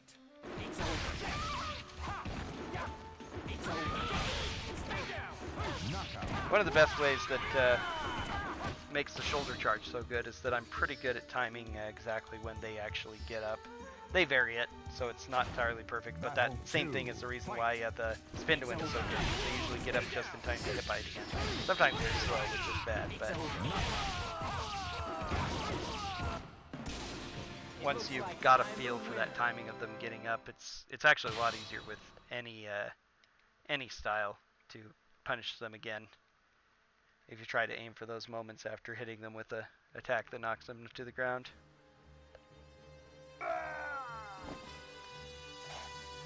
Kiarkis returned for revenge and was summarily dispatched. It's hard to say who Kiarkis is. He might be a mercenary. He was first in Chronicle 10, of course, with Chester. He was apparently serving as Chester's main bodyguard slash whatever guy. But now he's retreated back here and he's with defending Dalkia and Rowan, the general of Dalkia, who will fight for the first actual time here since we skipped fighting him in Chronicle 4. He doesn't seem to care much for him. Says, what, you're still alive? Okay, I'll let you live until we kill this Randall. So, obviously he's not loyal to him at all or cares anything for him, whether they're just soldiers. So, probably he's a mercenary type and he's just come to join this battle for revenge against us. Because vengeance is always a good motivation for anything. Sickle Sword are one of the two weapons I wish that they had kept in later iterations of Soulcalibur 4. They added these 17 weapons in Soulcalibur 3 to highlight the power of their Create a Soul, to really give you unique things to do separate from the main characters, to avoid having to fight, you know, nothing but regular Soulcalibur battles and throughout these 20 Chronicles and make the Soulcalibur characters unique special because they're actually using their styles. But they definitely had flaws, and I can understand why they were generally unpopular, and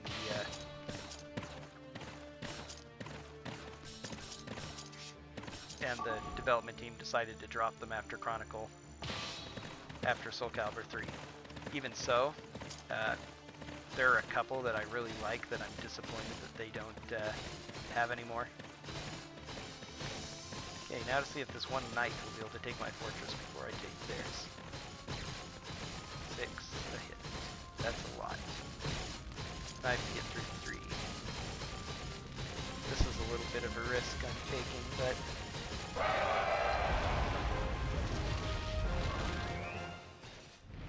depends on how big this is. Is it 1,000 or something crazy? It's 550. That's a lot. I'm not gonna play games. This is gonna be slightly slower, but it's at least not gonna be nearly as slow as it would be if he takes that out right before I win.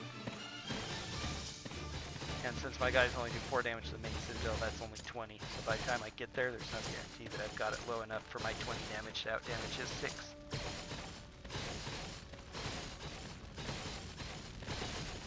But geez, 4 have already chewed through that other 30, so maybe I could have made it.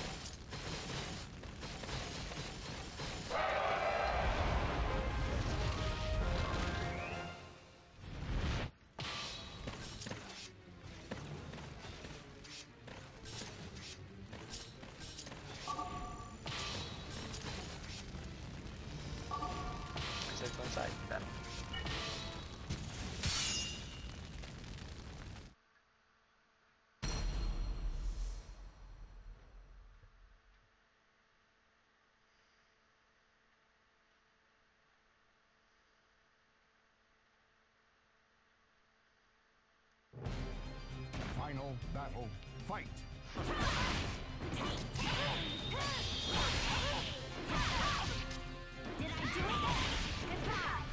Knockout.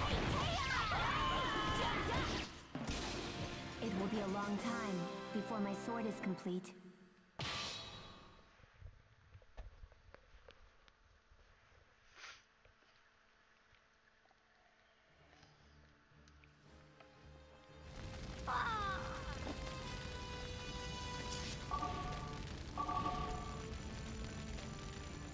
I have no idea if she'll get anywhere close, but it's worth a try.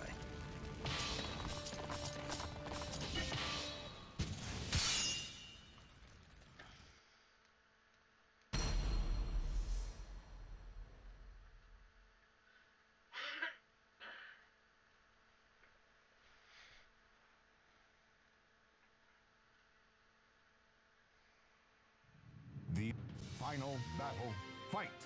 It's over. Where are you going? Ring out.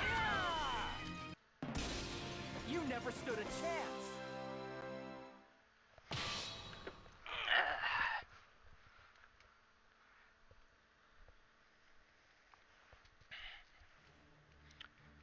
Okay, now Rowan, because he's the boss of this level, is programmed to not allow you to fight him in field combat. So I'm going to take advantage of that because he will make this next section go a little quicker for me.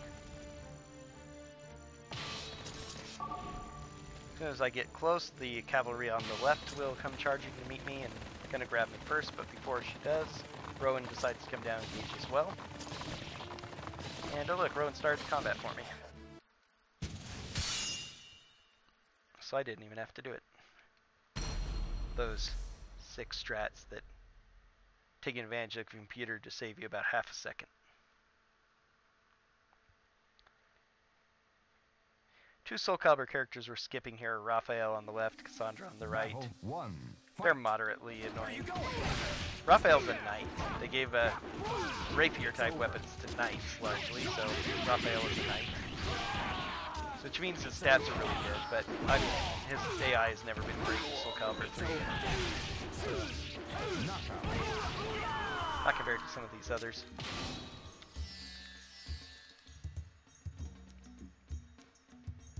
Cassandra is actually a little bit more annoying. She tends to be very, very aggressive. Not really good at comboing heavy damage, and she's a sage, so she does do a lot of damage, but she's definitely on the more annoying side. Really expect to stand up to my She's a sage, so her stats are decent. Good attack, good hit. Actually surprisingly tough sometimes when you're low level and trying to beat her.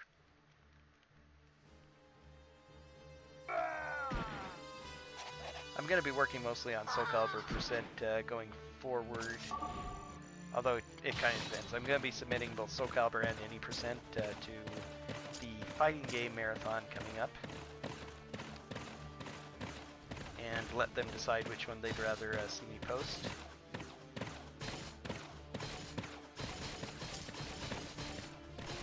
And then, so depending on if either one gets accepted, whichever one gets accepted, if either of them do, it's going to be what I'm going to focus on. If neither make it, I'll probably start working on some of my other Mimi categories, like main character only, as well as, of course, working on my new Pool of Radiance speedrun that I've been working so hard on. I want to get a sub 2 on that and then start branching it out. Curse of the Azure Bonds is next, and after working on that a bit, I need to work up a dual speedrun to transfer characters from Pool of Radiance to Curse of the Azure Bonds.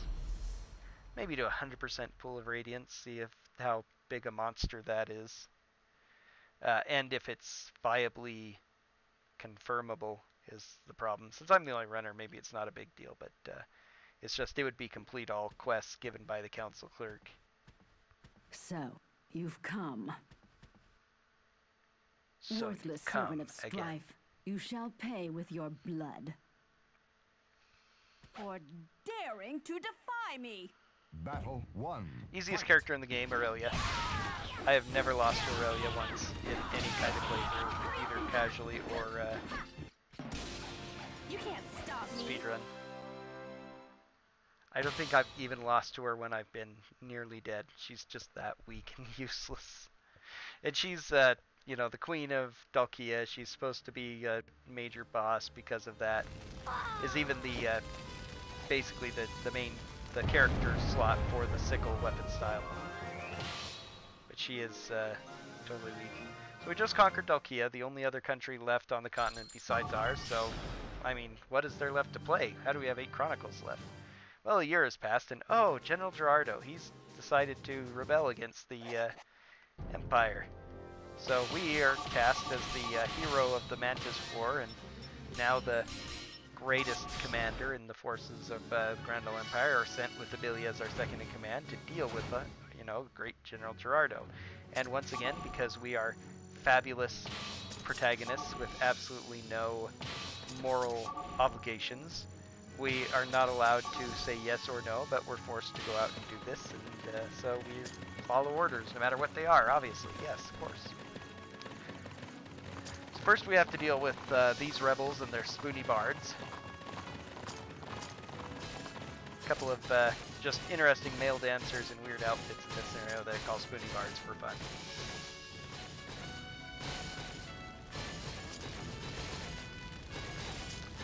This is one that's boringly simple on any percent, and a little bit more complicated on Soulcalibur percent because the Soulcalibur characters here. Maxi's in that fortress just to the northwest of where I am right now, and in that one way down south at the end of that long road is Xianghua and Keelik. Xianghua and Keelik are the first two Soulcalibur characters to appear together, which is what makes them annoying. Here's Spoony Bard one.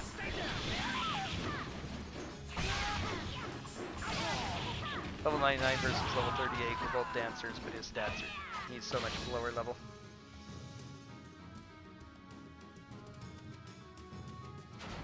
Battle 2, fight! Zuko is normally very annoying. Tends to be very tough, but level 99. Do you see now? You never stood a chance.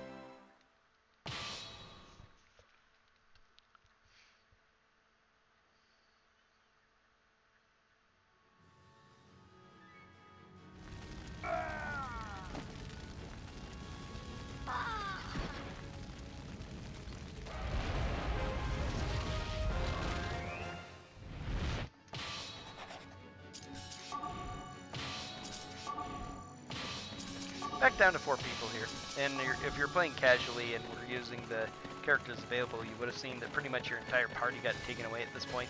You're just given Avilia and then 3 brand new characters, and it's a pain to be stuck with them because they are lower level and might be higher level actually, depending on how much you leveled up your other characters.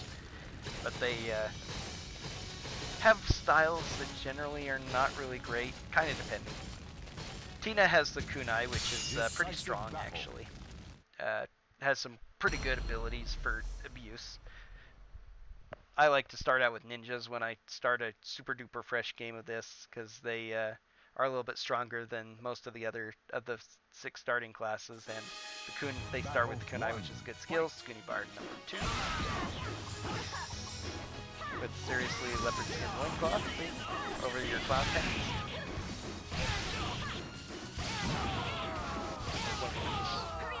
Ball. Do you see now? You never stood a chance. Luca has a dagger and bombs. A lot of people love using bombs casually. They are pretty good for spamming your way through areas. They're definitely a cheesy move.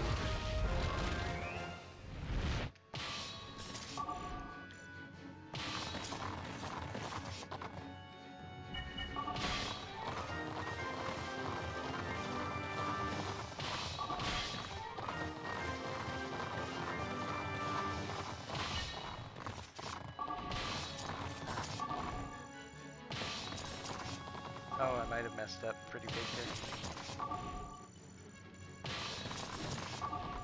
I think I did.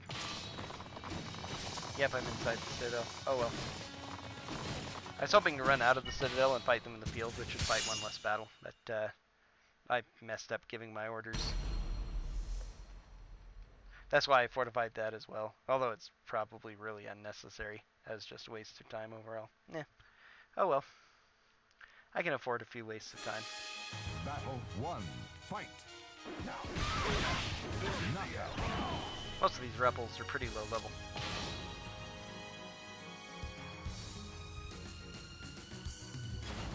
Battle 2, fight!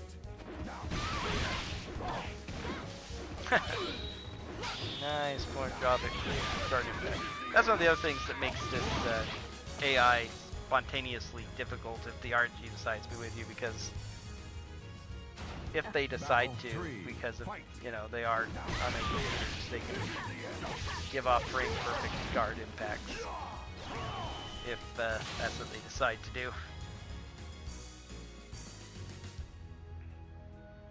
I'll glad. Battle 4, fight!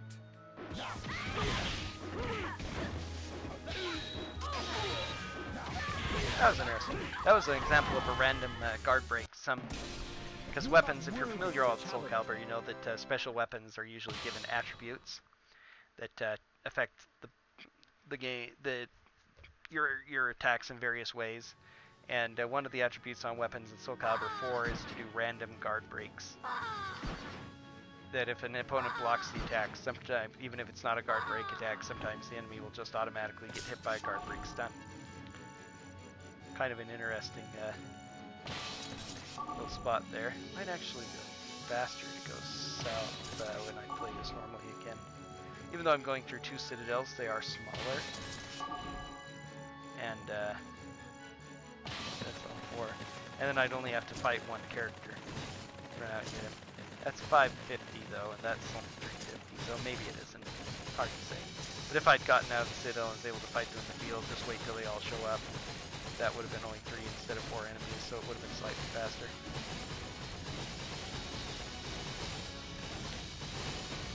And the final enemy could have continued hitting it, it wouldn't have mattered.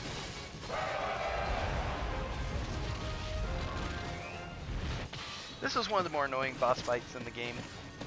Because Brunhild has Separate, which we've seen glue a couple times. This is the opposite. Separate pushes you away from the enemy, and at low levels it's kind of actually fun because it pushes the enemy away as well, and they're not programmed to try and save themselves all that well. So when you get them in the right position, you don't even have to hit them with a regular ring out. They will actually get pushed off by the effect of the Separate, so it's pretty funny. But at this high level, it only affects me, which makes it incredibly annoying, especially for my spin to win combo.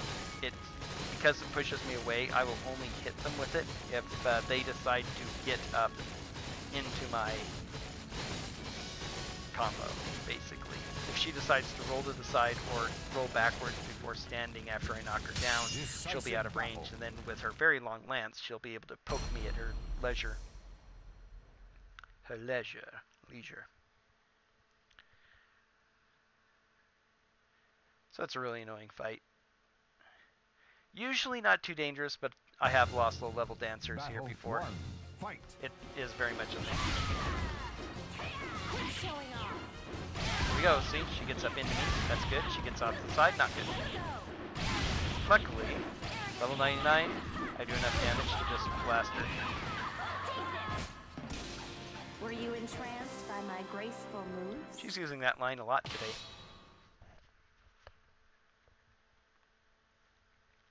She doesn't sound quite sarcastic enough, though. Yeah, voices are definitely limited. What would be really fun, and is possible now because of the platforms, is if Soulcalibur 4, with their character creation going forward, or Soulcalibur 6, I mean, the upcoming, allowed you to actually record your own voices for your character. That would be pretty fun. Then you could post ones online and download more. Okay, this is actually one of the more fun any percent strats. Suicidal charge. Usually I have to very much, in a scenario such as this one where there's a lot of enemies charging towards my main citadel, I have to keep somebody back to defend. However, I actually have enough hit points on my stronghold here, and the enemy is weak enough that by focusing all 4, I can take out their main stronghold before they'll take mine. It's pretty funny.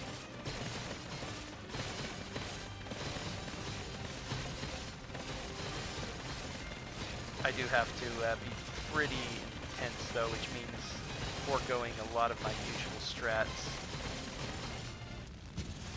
Decisive battle. Because even though it takes more real time, it also gives the enemy less time to damage my stronghold.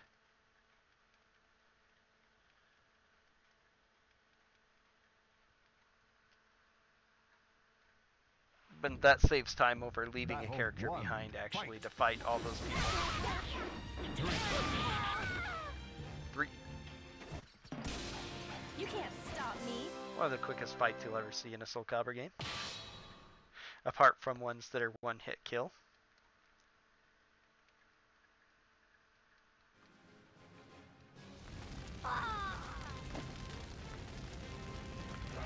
Hopefully, I don't know quite how much time I save, but since I'm aiming for a sub 3, it should be a little more than an hour before I finish.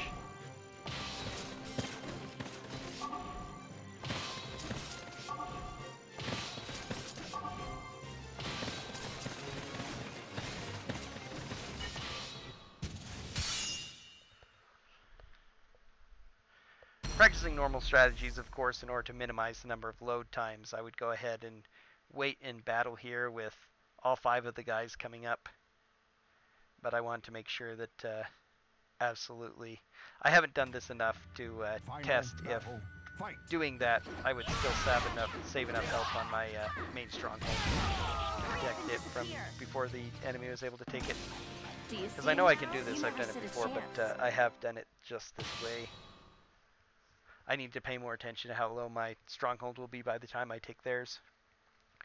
This, it's kind of a weird Chronicle because it's got a unique loss condition. It's the first one where I can actually lose by losing just my main character. Everybody else is inconsequential. So normally you really want to protect them, especially if you're using a fragile class like a dancer. But the characters are so weak in this Chronicle that it doesn't matter. You just blow through them all. Even the boss is super weak. The only characters who are hard are the Soulcalibur characters, Mitsurugi and Taki, who are in the bottom right for Mitsurugi and the far left center of the map, actually, for Taki and their things. They're kind of unique Soulcalibur characters as far as Chronicles of the Sword goes, because they're the only characters who interact with the other characters around. They all have lines of dialogue when you start fighting them, but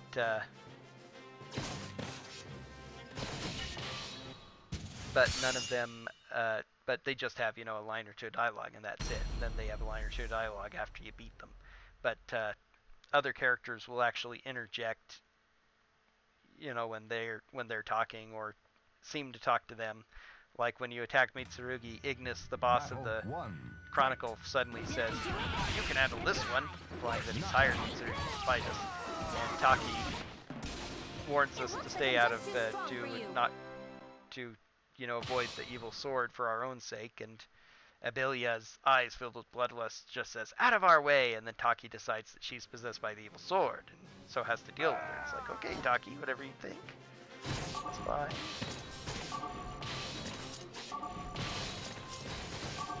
Okay, good. And fight just a couple of them. Now that. So this is going to look kind of scary, but I should be okay. They do so little damage to my stronghold. Their stats are actually really low.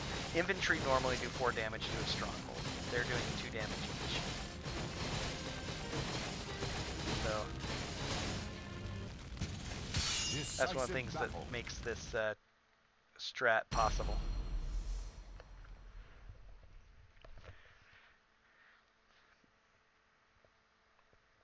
I actually kind of like it too, because it's another Benny Hill thing, though I don't have to build up towers behind me. I'm charging through, and some of the enemies are running after me, and then I seem to be in a race with those other guys where they're just so weak that they have no chance. Hurry up and disappear.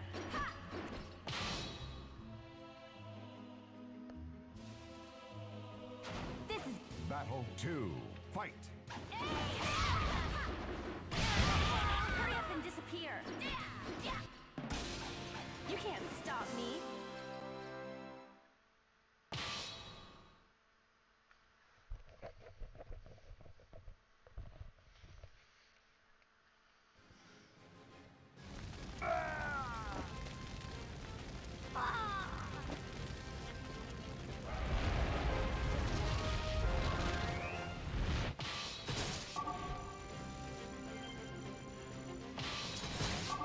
This is one of the areas that's hard to maneuver on using either D-pad or the stick to maneuver.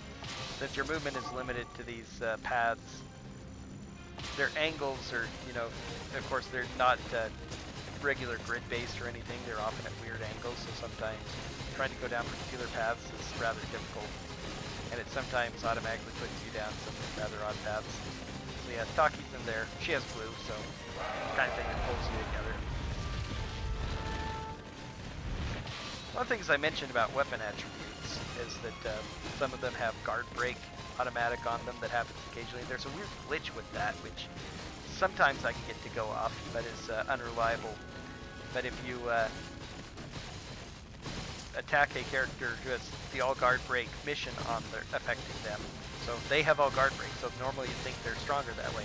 Well, if they have that and you're wielding a weapon that sometimes causes guard break automatically, and you do it in a multi-hit that happens to hit them with the second hit right where they're trying to, while they're in a guard break stun, will actually do a huge chunk of their life, like a quarter to a half, somewhere in that area. It's just absurd. Sometime I'd really like to be able to show that off on stream so other people could see it, but it's just so hard to get done. And again, it's the only real glitch I've found in this game that has any kind of purpose for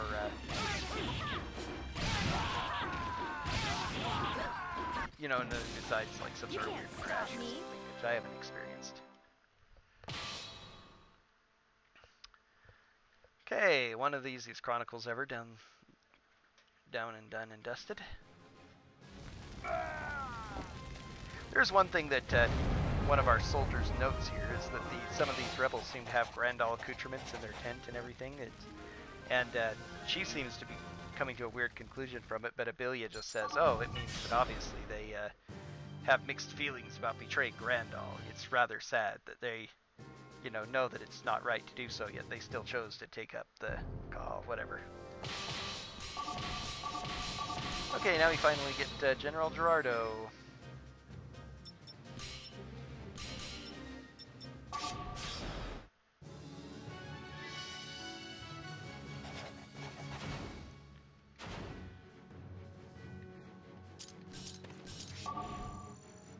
Okay.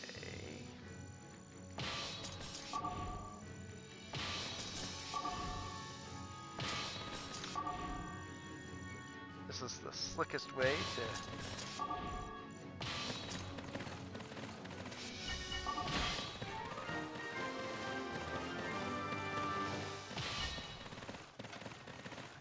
Okay, this is another one where there are a lot of aggressive enemies who are trying to take my stronghold, so...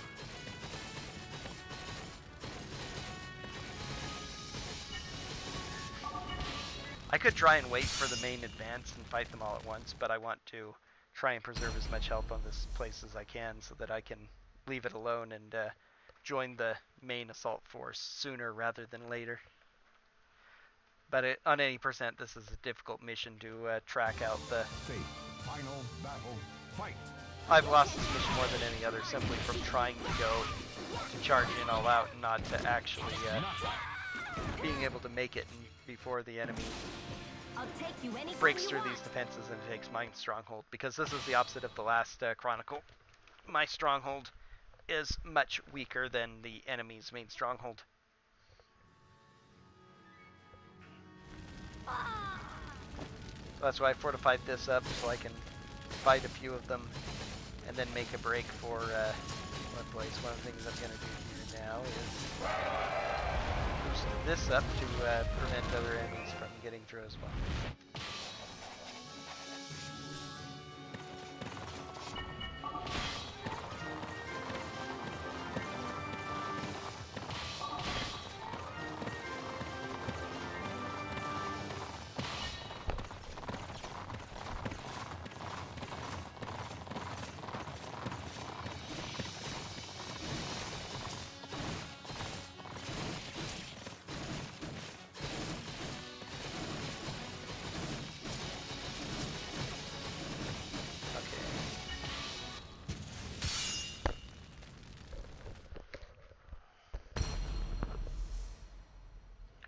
Alright, this should be enough right here.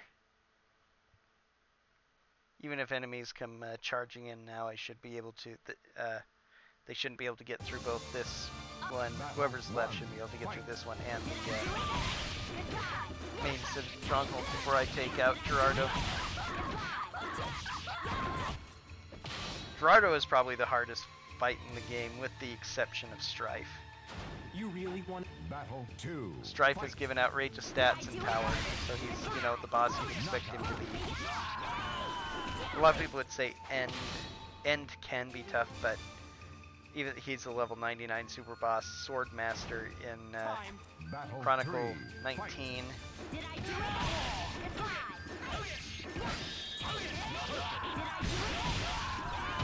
And he's reasonably tough, but has never given me nearly as much trouble as Strife has. Final battle. The Fight. top 5 hardest fights, I would say, would be End, Sunrina, Did I do it? Did I do it? uh, Did I do it? Ring out. Be careful from now on. go. I had a 5th one, but Strife and End are up there. Strife, Sunrina, Gerardo, and I can't think otherwise. Possibly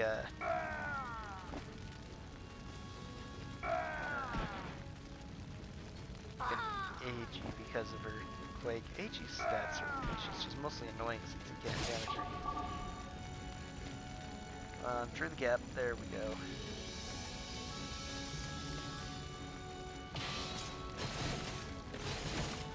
What would probably be End, Sunrina,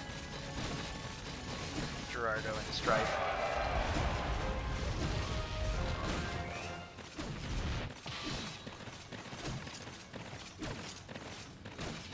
Sometime it would be interesting to see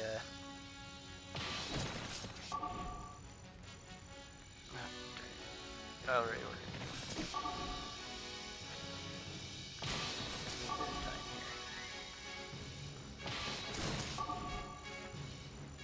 Chronicle 3, or Chronicle 2 actually. It's the third battle, but it's actually on Chronicle 3 because that includes the tutorial. Chronicle 2, there are 2 of Gerardo's men, Xiaoqin and Jinkai, who are the ones charging top and north. Whichever one, if you fight those guys, whichever one you fight first, will end up joining your party later on. Same time Gerardo does, I believe, in Chronicle 7, and then again about Chronicle 17 after he leaves at the end of Chronicle 12.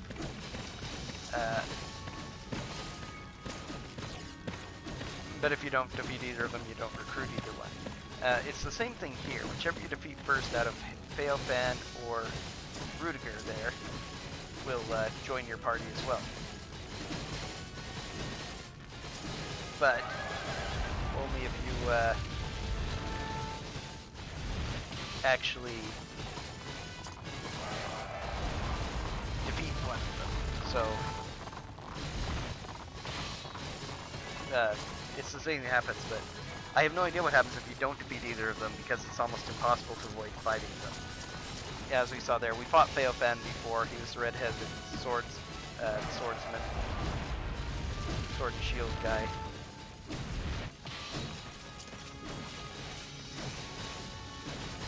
And we had to do it to protect our main citadel. Rudiger we managed to avoid, but even so they're advancing our main stronghold now, so I pretty much have to defeat him. Decisive battle. Hey, Jinx Black. How you doing, Jinx?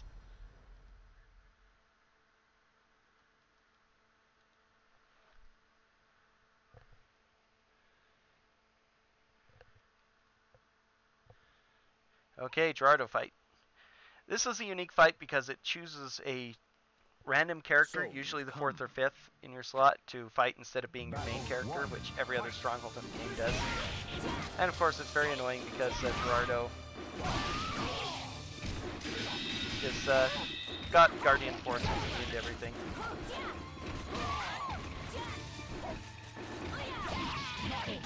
But of course, at level 99 Swordmaster, my stats are so high, even his unstoppable defense is a bit too weak to do much damage to me. I don't do a huge amount of damage to him either, because his defense stat is one of the very best in the game, but not as good as mine. And he damages himself every time he swings, which is very important. On a normal non-New Game Plus playthrough, this is a really, really nasty fight, because just not being able to affect him and his stats are so high. You're lucky if you...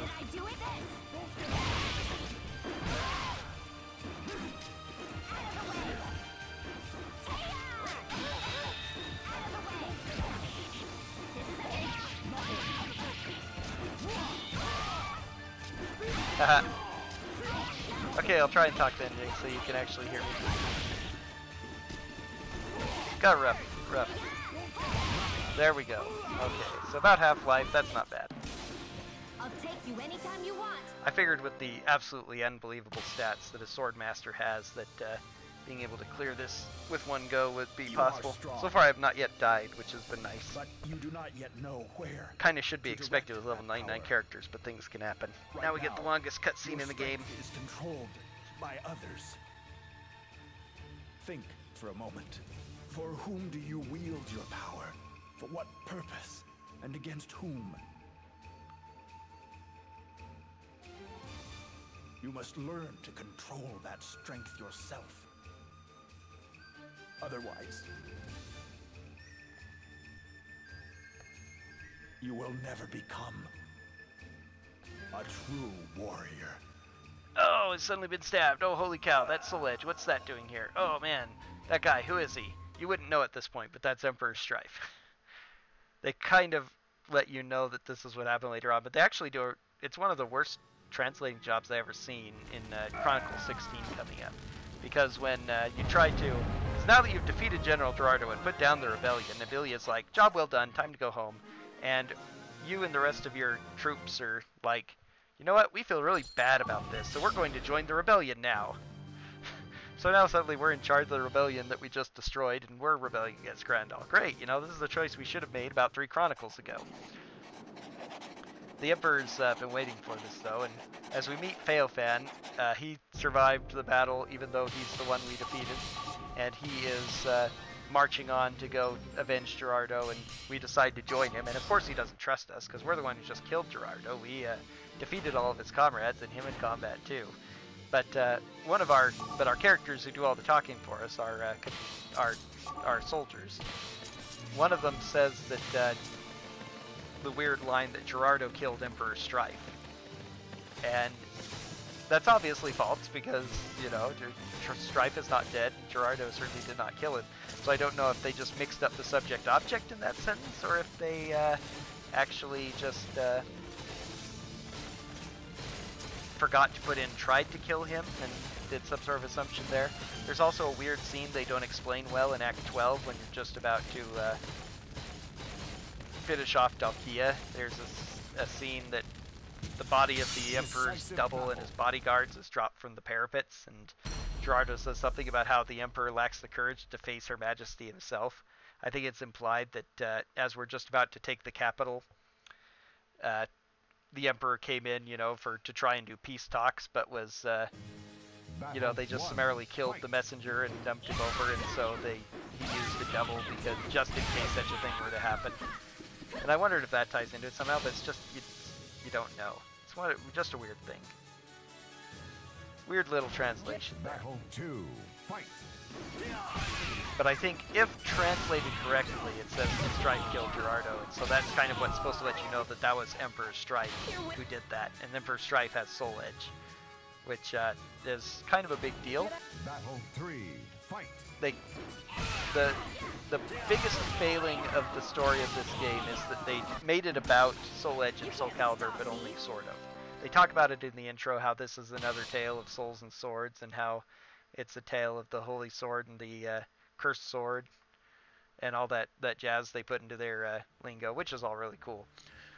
But then, you know, nothing happens out. They don't explain how exactly the history of Soul Edge and Soulcalibur is known in this world. You know, it essentially feels like it's identical to the one in the regular game, which is supposed to take place in our world, you know, Europe and Japan and all these places, in which this sword of ancient times was used for so much killing that it's gained its own demonic soul and started craving consuming the souls of men, and Soulcalibur was created in order to fight and destroy it, to create an eternal battle between them. So I guess the same thing must have happened here, but it doesn't give much of a history other than that. Just the first we see of it is in Chronicle 11 when we're fighting Luna for the 4th and final time, and she, you know, so they're like, so you've come. This time will not be like our previous encounters. Let's see if you can defeat this sword. And she holds up Soulcalibur, the basically the same model Soulcalibur that Xianghua has.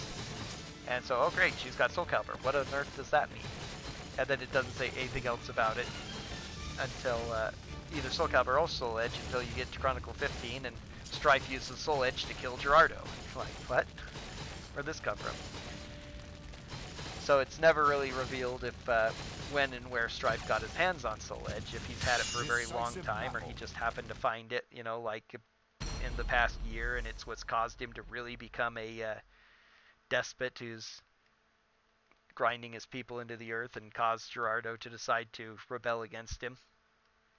It might be something like that. I'm not sure if they ever implied or whatever, but it just seems to have a logical sense because Gerardo's been a loyal soldier for, you know, many years. He's an old man. He's head general of the army, so it's not like he just suddenly realized, oh, the Empire is corrupt. What have I been doing my whole life? I'm a totally different person for no unknown reason. So something must have triggered his change, and the idea that, you know, there's something more involved there with him finding Soul Edge that year and then turning into a total megalomaniac just kind of fits the narrative, I guess. There's no any kind of anything anywhere that suggests that that's actually the case, but it just fits the narrative. There's one other Chronicle besides, well, two other Chronicles that kind of play into Soul Edge and Soulcalibur, and that's really it. Which is, besides the final one, of course, when you see Strife, you know, coming at you with Soul Edge. This has always been my least favorite Chronicle, though, Chronicle 16, because after finally getting 5 characters again, you're down to 3 for this very large map. And you have 3 Soulcalibur characters to defeat if you're trying to go that route. Not quite as bad in any percent, just like Chronicle 10, because you avoid the worst fights, but there's still some difficult fights here, some annoyingly tough ones. And, you know, just having 3 characters makes it all go so slow, too. If I had all 5 characters, this would, well, logically it would probably be about 40% faster, so.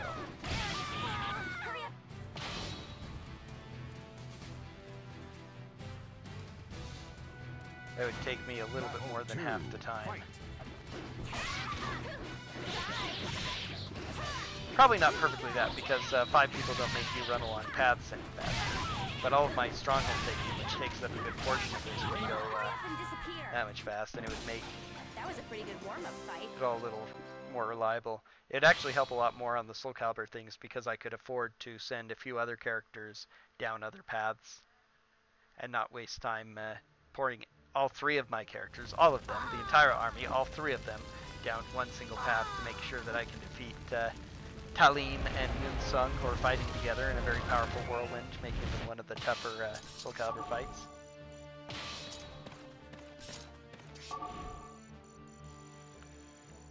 One of the interesting tidbits that's very well done and not really expressed, but just kind of something you can observe if you're paying attention. Oh, I didn't wait long enough with them. Oh well, I'll just have to reissue orders.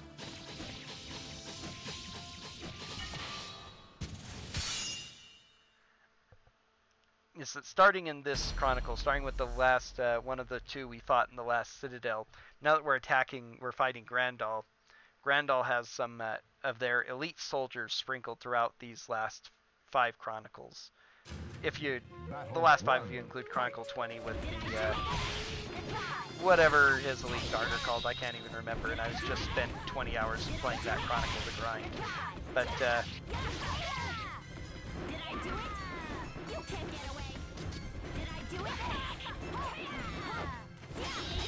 all of these Grandal Elite are much higher level than any of the other characters on the map, which kind of is normal for your named characters versus, you know, your generic ones that are usually in their teens at this point, and they've leveled up quite a bit from the level 1s they were in the first couple of Chronicles. But in particular, these named Grandal soldiers have very, very good AI. They're very strong. They're a huge level jump above the ones you've been fighting up to that point.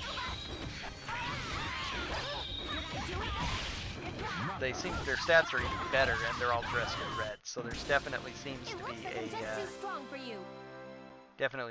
be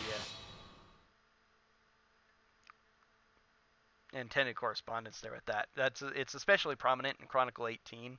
We're fighting Abelia again because Abelia brings back her two personal soldiers that we got to fight in Chronicle 1. You know, the first time we fought her way back then, but they're a much higher level now. They're level 36. She's been training her Pokemon.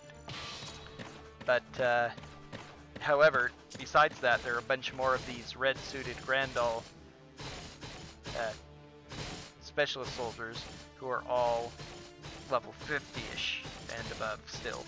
So, you know, why are her, you know, special soldiers who are unique and named, and you've actually fought them before, which means they should technically be important, why are they mid-30s and all these other one-shot guys are level 50? That's probably because they're Strife's elite soldiers he's been spreading around. Although I should correct that, you don't fight any of them in 17, the next Chronicle, and that's because he has different soldiers to deal with you. Here is the second worst separate in the game. It's actually a worse fight than the boss fight. Most of the battles in this entire map are worse than the boss fight. It's kind of funny. This Chronicle's ending is a little bit anticlimactic after the struggle and battles you have fighting Zosalamel and down lose. Wait. Not quite there. Over here. Down lose. And then fighting Talim and Yun Sung over here in this whirlwind. Of course, the Zosalamel fight is tough with an asterisk, because down lose is one of the most fascinating missions in the game. When you get knocked down, you lose. That's literally what it is. If you fall on your back either on purpose, like trying to set up a baby rage, or if you do it on accident, if you get hit and just fall to the ground, if you're jumping and you get hit by a normal attack and flop to the ground, boom.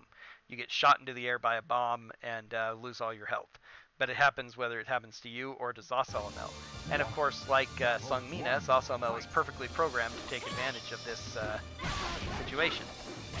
So he uses a lot of fast, sweeping knockback attacks that will hit you that usually are really good for counterattacking you when you try to rush in first, or if you are trying to even sidestep around, you know, anticipating an initial attack.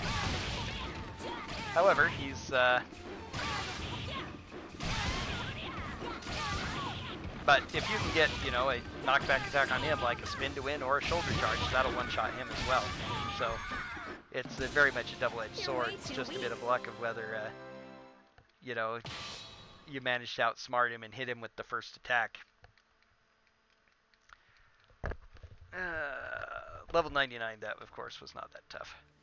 But that's she's not as bad as Brunhild was back in Chronicle 13, but still a pretty tough, annoying separate. Where if she doesn't cooperate with you, it's entirely RNG if she decides that she wants to do an aggressive stand and get up towards you, which actually puts her in range to be hit by another spin to win, or if she decides to be defensive and roll to the side or back, which means she's actually going to be out of reach of your attack. And Kagami here, I believe is what his name is, he has All Guard Brig, which is one of the least imposing missions to deal with.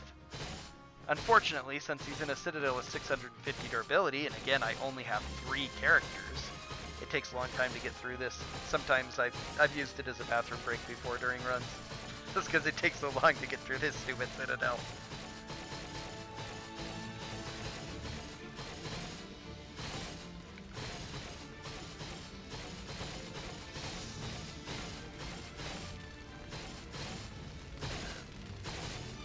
Here's hoping if the... It's crazy to have so many wants when none of it's likely to happen, but I can dream. And one of my dreams of Soulcalibur 6 is having Chronicles of the Sword mode again, very similar to this one, and having a speed up feature, as well as a few options like skip unit death animations, and between that, if we had faster load times and skipping death animations and the ability to maybe make everything on the map move at about double speed, this speedrun would probably be only an hour and a half or even less. It would probably be about half speed. Battle 1. Kagami! I think Kagami means mirror. I have no idea if that name has any relevance to this guy, the word mirror. I don't think it does. You're It's way just too one of weak. those few Japanese words that I know. If I'm remembering correctly. I might be totally wrong. I don't know that much Japanese. Wish I knew more. Never had the time to learn it, though. Instead, I just speak French. And now Tina comes to the realization that the soldiers who attacked us in Chronicle 14 were not rebels. They were actually Emperor Strife soldiers, disguised as rebels, which is why they were so weak, interestingly, I guess.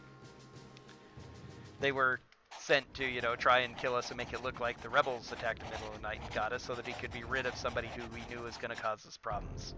Was going to cause his problems. So, other interesting one here. This is, first of all, the only Chronicle in the game where I will be fighting Soulcalibur characters, because this path along the left is much quicker. Second of all, most of your enemies, except for the few generics and the boss, most of your enemies on this map are your old soldiers that you had in your army back in the first 12 Chronicles. Aeneas, Reese, Mega, Eurydice, Canon, Lirage, and I think those are all the ones that they put here. If you've got Jinkai or Shaoxin, they would rejoin you here. Aeneas actually rejoins your party as well. So you've got those to bolster your forces up. Mega is the only one who moves out of his citadel for some reason, which is actually really convenient for the main character only run, because it means that you fight Mega, the most important character since he's a samurai with the katana skill, katana weapon, and that means that you can use him in your further battles for the last 3 Chronicles of the game, which is really useful because katana is so OP. Decisive battle. This is also one of the more interesting missions in the game. It is kind of pointless, but it's Coin Collector. Theoretically, supposedly, I didn't really test it to see how true it was, but it doesn't matter now at all. But supposedly you get more money based on how many coins you collect in Coin Collector. But I like aiming for a high score just because it's funny. My high score is like 450. So, at least that I've seen recently. I may have gotten about 500 before, but that's really, really, really hard to get. Since I've started speedrunning, the most I remember getting is 450. Okay. Yep, that's what makes me like 410. Every time I'm on a really good roll, something like that happens. I accidentally mistime my button presses and use a soul charge instead of my spin to win.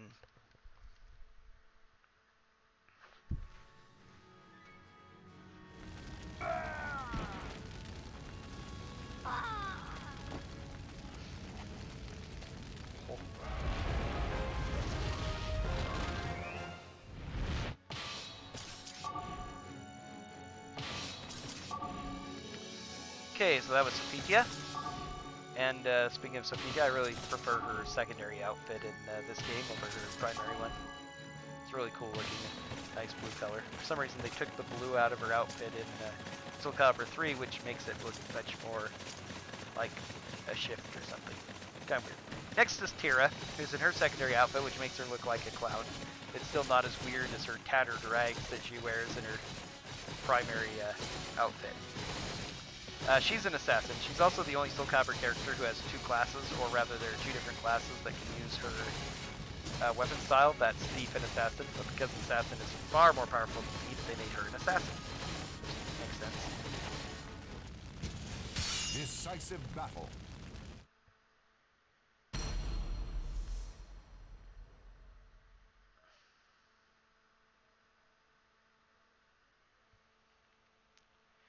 And then once I've taken these 2 strongholds, that's it. All that's left to do is to defeat the big bad. Battle 1. Fight.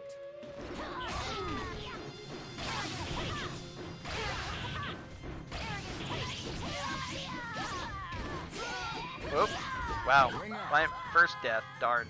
So much for a deathless run. That's actually a huge time loss, too.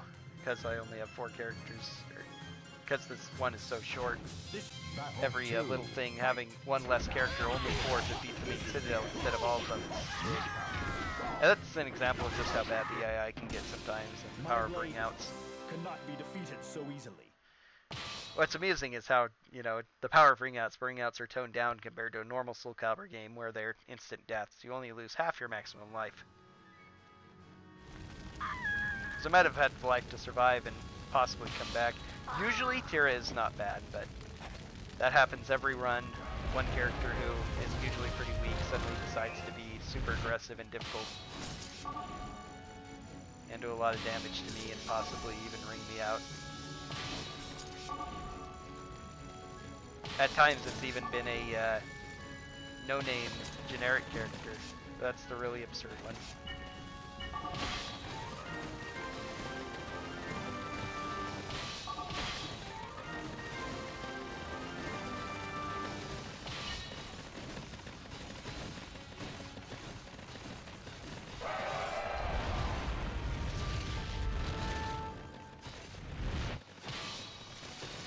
Went ahead and fortified that citadel because any of your characters who are defeated, this is the first time it's come up in this run, Chronicle 17, that's not bad at all.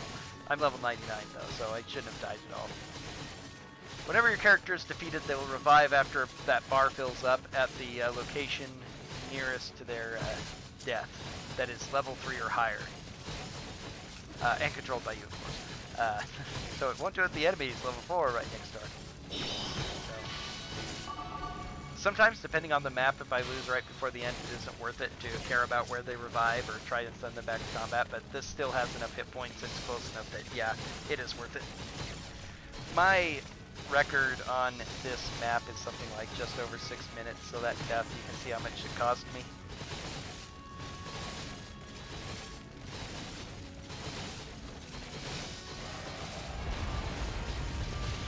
Because of the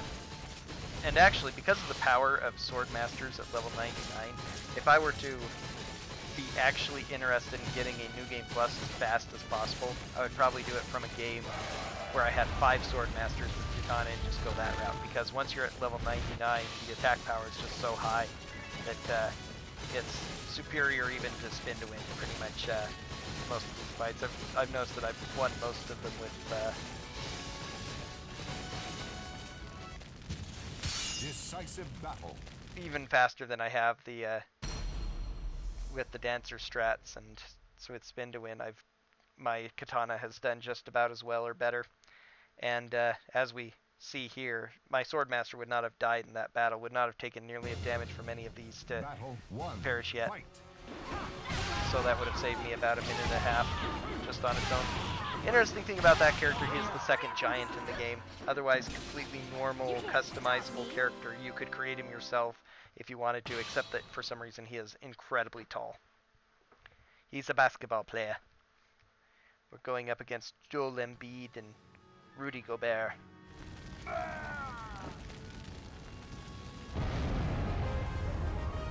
That's Chronicles 17. And AS automatically joins you at this point, whether or not you defeated him, because he's your first primary character, the first one you get in the tutorial. And you made your cheerleader, one of your biggest talkers in the group, and your best friend or something, it turns out. So now we get the great and wonderful Abelia.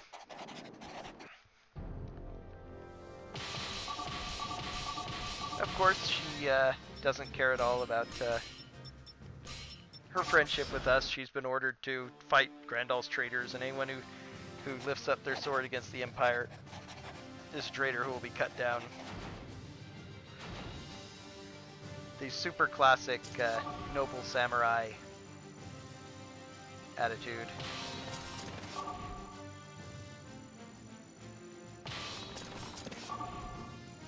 Of 100% obedience.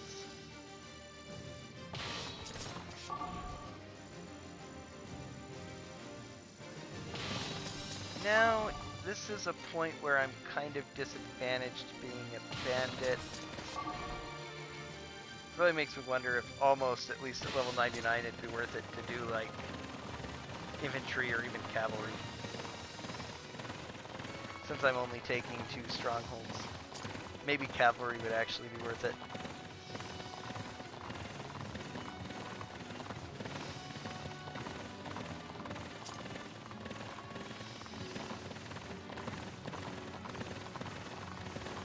Okay, so they all decided to go that way. Good on them. This is another one of the ones where their chosen options almost seem to be semi-random.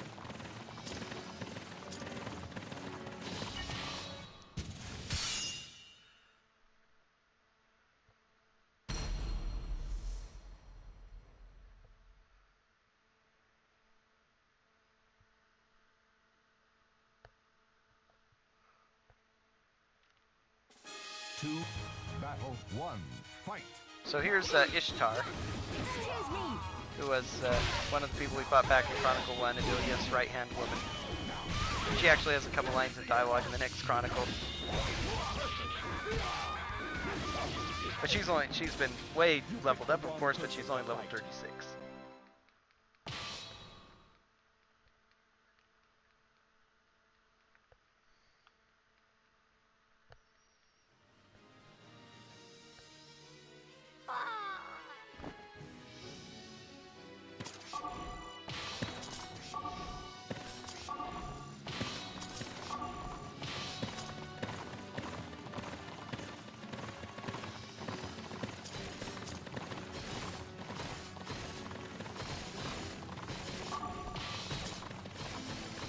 Now,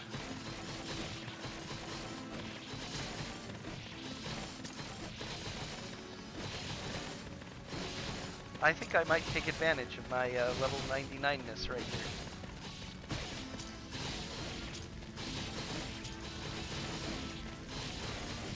This would be a lot harder to do if I were playing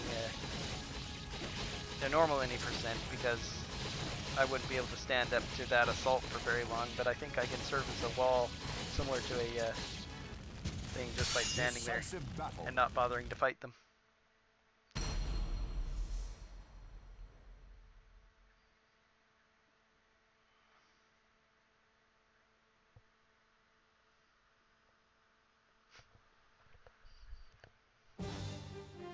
Battle 1. Fight. This is another dangerous scenario because if I lose my main character, I lose the whole game. And this is the scenario where, because I was fighting a generic soldier on a whirlwind and had taken a bit of damage from other fights, I was careless with my main character using them so much, and they ended up dying. And so I had to restart the scenario after 10 minutes. I was on one of my first 100% runs, and ended up costing me actually having a halfway decent time. You can't stop I was first trying to get the 100% established. I'm taking an awful lot of damage here. Luckily, Lena isn't going to be fighting anymore. I'm going to make sure of that.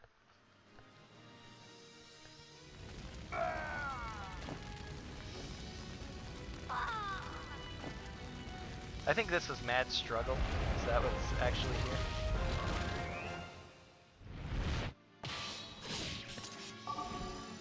Mad Struggle, I can't remember what it does, but I think it causes increased damage, which is why I was taking so much from them. Usually they don't land any hits on me at all, but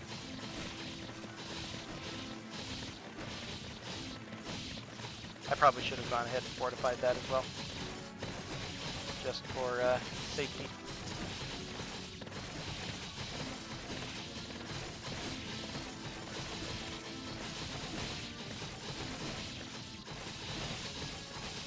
So that's how weak bandits are.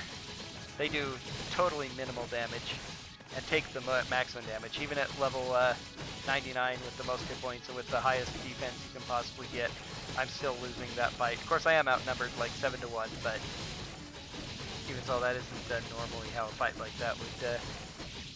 if I was in infantry, I probably would have killed at least one of them by now, possibly 2, and I wouldn't be close to dead yet. It's absurd how weak bandits are.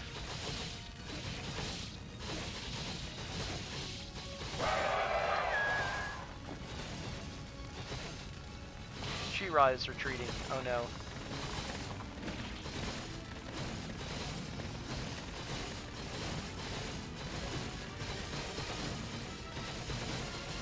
Yeah, I didn't need to fortify, it looks like. Looks like I'll be fine.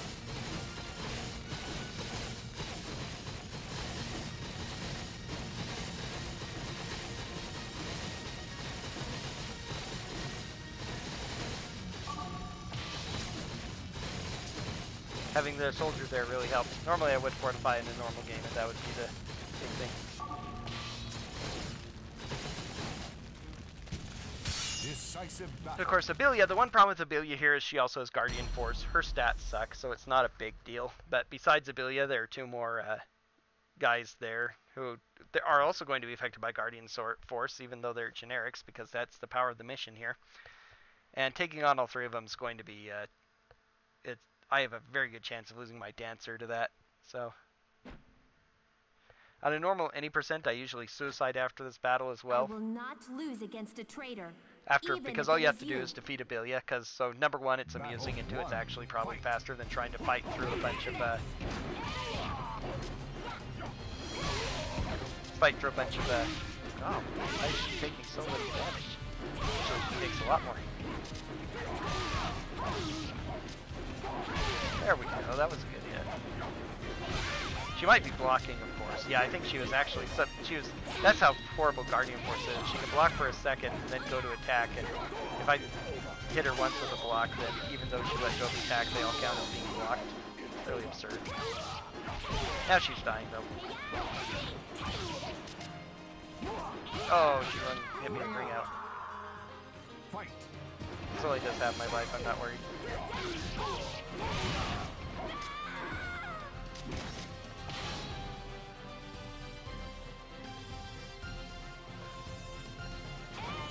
Battle 2. Fight. Now.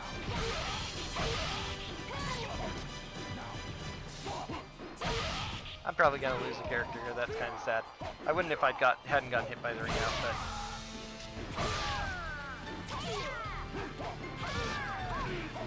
just the power of that stupid unstoppable.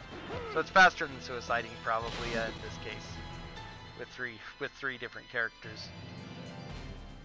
I do enough damage. Battle 3. Fight.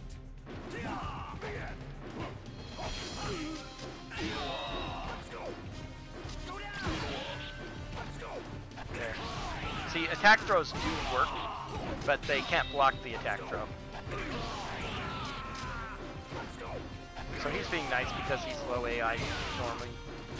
So that's the kind of thing I can try to do to Gerardo, but and the other bosses who have Unstoppable as well, or Guardian Force, which makes them unstoppable as far as I'm concerned. They tend to block a lot. They're very good at blocking those hits, and then immediately when you try to start to open yourself, they'll flash out with a counterattack. So they would just block that first hit and then hit me before I can get the second one in, and they do it easily because they don't have guard stun from blocking.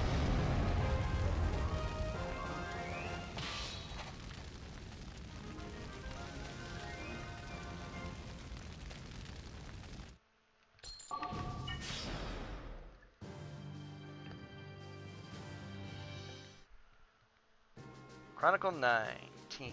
Next to last. Final Chronicle with Citadels.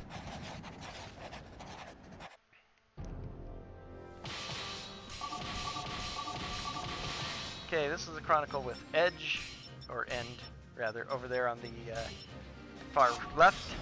That little alone Citadel, level 99 Swordmaster. So he has all the stats I do, so he's incredibly powerful, but not all that bad if you know how to fight him.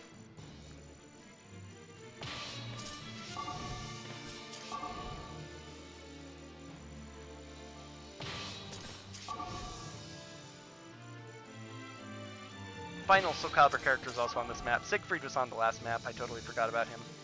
He was in the bottom. One of the reasons why I avoided the bottom. Nightmare's here, and he's actually kind of an anticlimactic final Soulcalibur character. You'd think, yeah, Nightmare, that kind of makes sense. But he's a barbarian for some reason, rather than being a knight, and rather than say Rock being a barbarian. So his stats are not great. I mean, Barbarian isn't super terrible. They're not a thief or a dancer who have the very worst stats. He has okay hit points and he can do decent damage, but Barbarians don't have great agility or defense, stamina. So even though he has a lot of hit points, he takes a decent amount of damage, and AI isn't that great really. So Siegfried can own you pretty easily if he gets his mind to it, because he has a lot of hit points to go through. He's got a really powerful mission. reserve offense up, so if you get him weak but don't finish him off and he starts hitting you, he'll have your life with one hit. But Nightmare goes out with a whimper. Still takes too much time to fight in any percent run though.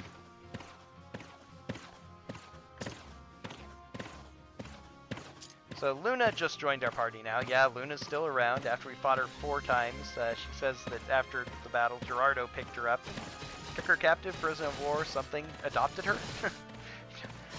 They don't go into detail about the relationship, but he's been taking care of her for a year and made her promise that if anything happened to Lena, you need to, do my part to take care of her. Why do I get stuck with that? She gives you Soulcalibur. Here, you need this sword. Like, okay, so apparently Soulcalibur is a thing. Oh, and Chronicle 17, I forgot to mention, when we were fighting our old allies, they were given shards of Soul Edge, which turned them into zombies. So obviously the way you get back your friends who've been turned into zombies by Soul Edge is by beating them up. That's why you have to do that in order to recruit them. Just speedrunning and not collecting them doesn't work.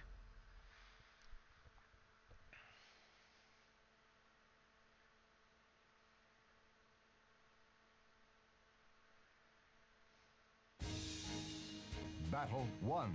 Fight. Ring out.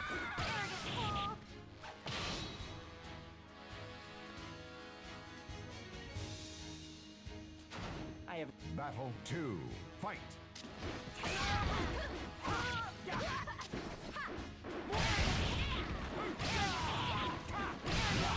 And again, this is how weak dancers are. I'm level 99.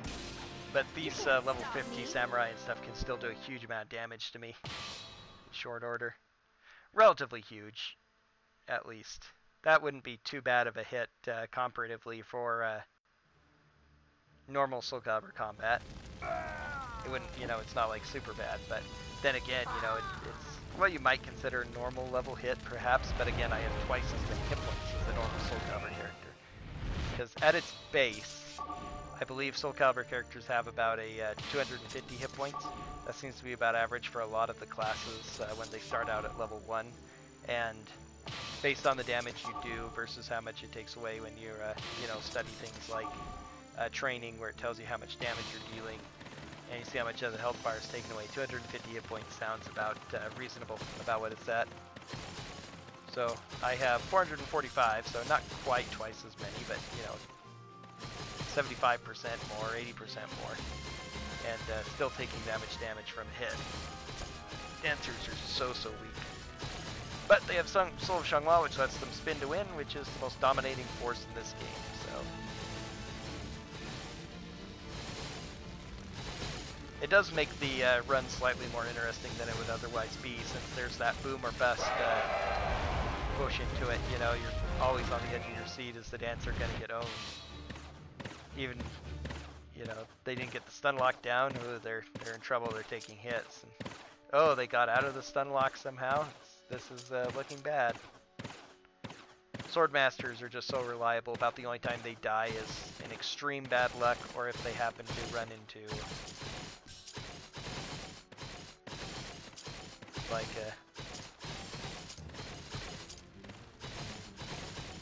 or if they're trying to get through one of the characters with Guardian Force. If you're at least halfway decent level, at least.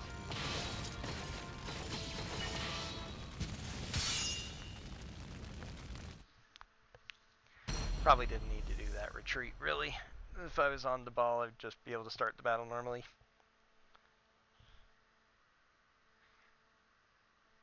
I wonder, hard to say. I was wondering if it'd be worth it to sacrifice a character to avoid fighting her. I'm not sure it is, because I'm planning on doing another one, so. It's over. It's over. Stay down.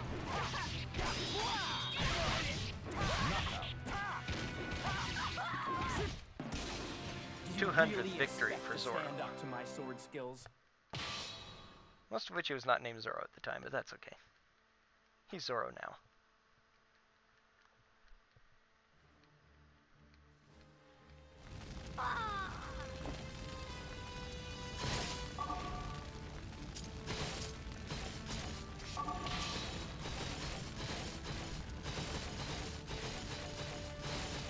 definitely going to get a sub 3 here. It's virtually impossible for me to mess up enough to make the last 2 Chronicles take 18 minutes now. It's about 25 minutes to 100% this Chronicle, which is, you can see how huge it is. This is one of the longest ones to get 100%, take all strongholds, defeat all enemies. In battle 1, fight!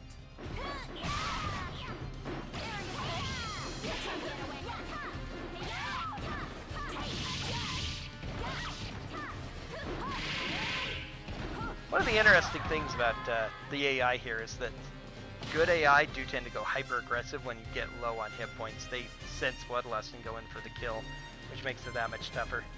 She didn't, she got a couple of lucky hits off and did so much damage to me that she was at a point where she wasn't going to give me half a second to do a proper spin to win.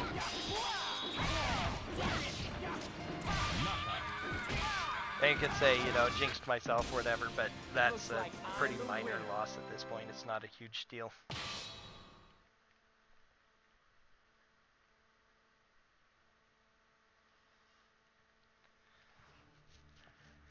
It is kind of sad, but that's the way dancers are, that there's not a huge amount of difference between level 99 and a level 50. So, a couple of unlucky hits. Go down fast, the powerful ones.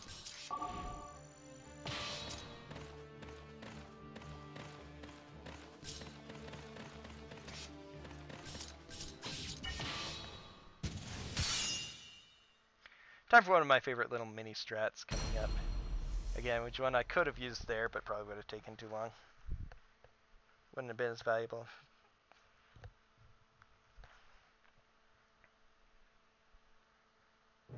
Fate. Final battle. Fight. Did I do it? Did I do it? It looks like I'm just too strong for you.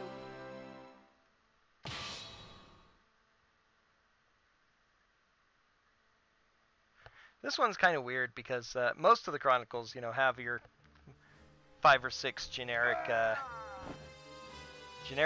soldiers who are still low level even at this point in the game.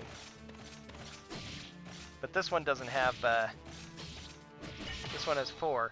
But instead of being near the start of the Chronicle, which most of them are, these guys are at the very, very end. They're the last guys you fight before the final boss.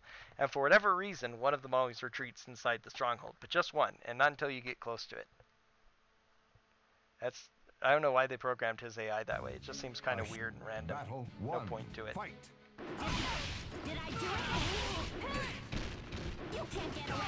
If they're all programmed to jump inside the Citadel and form a bit of a mini gauntlet before finishing it off, it, you know, have a bit of a sense Please to it. get out of my... Final battle. Kind of fight. neat, but Did I do it?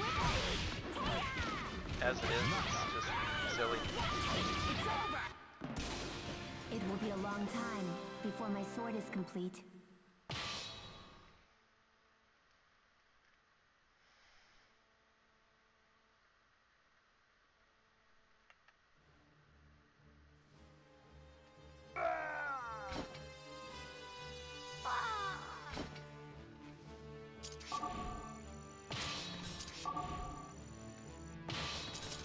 Okay, and now here's the blocking tactic. By attacking a citadel that an enemy is at, where they would try to come through to defend their main citadel. By standing in the way they would go and attacking, they can't get out to defend their place. And the AI is programmed to never initiate combat from a stronghold. Like when I'm defending a stronghold, I can choose at any point to start the battle preemptively. I don't have to wait for them to conquer it. So that's very convenient. But the AI is absolutely not programmed to do that. They refuse. So I can serve as a wall here. I lose a bit of time because I don't have 5 people hitting on this. But then again, I don't have to fight the long and possibly arduous battle against the enemy here. Or even a couple of enemies, especially since one more would be coming through at least. That's definitely a time loss if I am doing it. Odd that he isn't programmed to retreat. That guy's stuck there.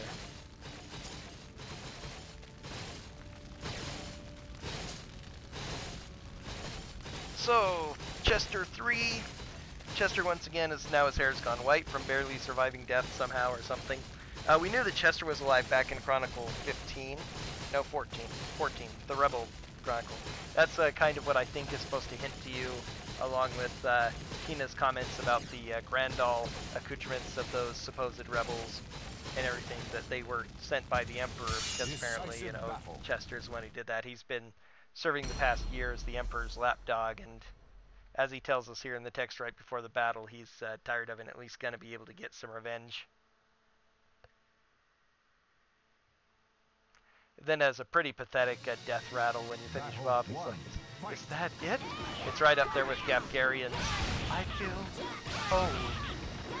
Also, for the final Stronghold boss, he's just like Nightmare. He's a little bit anticlimactic, disappointing. This isn't an easy Chronicle. There's a lot of tough guys here. And he's a sword master now, level 60. But he still only has a dagger, which is not that threatening a weapon most of the time. And he's got all guard break, which, not even all unblockable, all guard break, which is one of the weakest missions in the whole game. I mean, I'm glad they didn't give him guardian force or anything stupid like that, but for him to have all guard break is just like, why didn't he have cure? That would have been better than all guard break. Why didn't he have reserve offense up? That would have been significantly scary enough without being stupid. Ice probably wouldn't have made sense, but reserve offense up would have been a good choice, I think. What is over already? Good grief. And that's his death rattle. Yeah, it's over already. Okay, final Chronicle. I have 11 minutes to win. That's super duper easy, unless I somehow lose all my characters to Strife, which is borderline impossible. These are level 99 Swordmasters. Oh, first of all, we're going to unit type to Cavalry.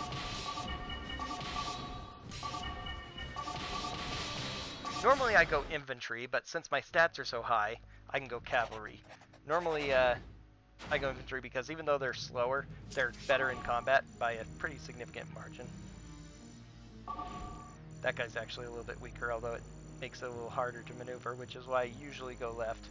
I'm trying to get used to going right, because if I can do it consistently, it'll save me probably 15 seconds or so, because that guy has lower hit points. Anyway, Cavalry have much better stats than a Bandit, but still less than a Infantry, so they're not the fastest at clearing guys, and they take a lot of damage, but their movement is fast enough that they still do about equivalent damage to the Infantry, so they are theoretically faster, but it's just a lot more dangerous because their stats are so much worse. At least defensively is the main thing. They take a lot more damage.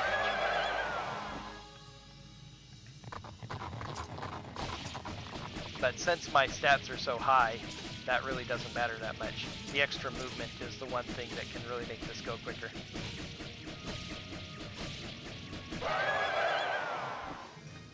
So 469, see 610, so that's another, well, I guess 5 to 10 seconds attacking is all it is. It's the same reason I go left, even though that person's much more dangerous in damage than right, because 894 hit points, the most in the game. Why? Because she's the tank, I guess.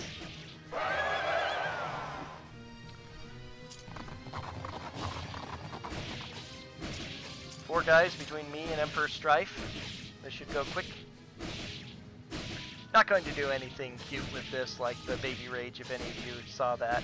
I'm saving that for actual marathon runs as a donation incentive.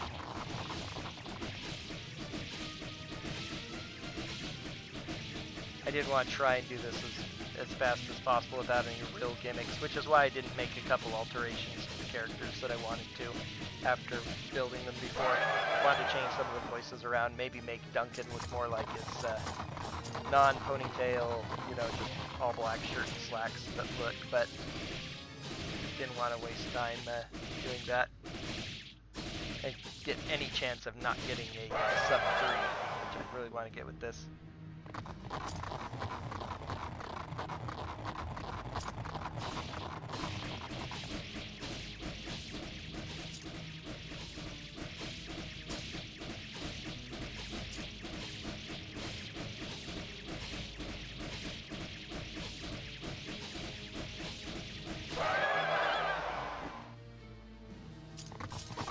She-Ra will be the one first off.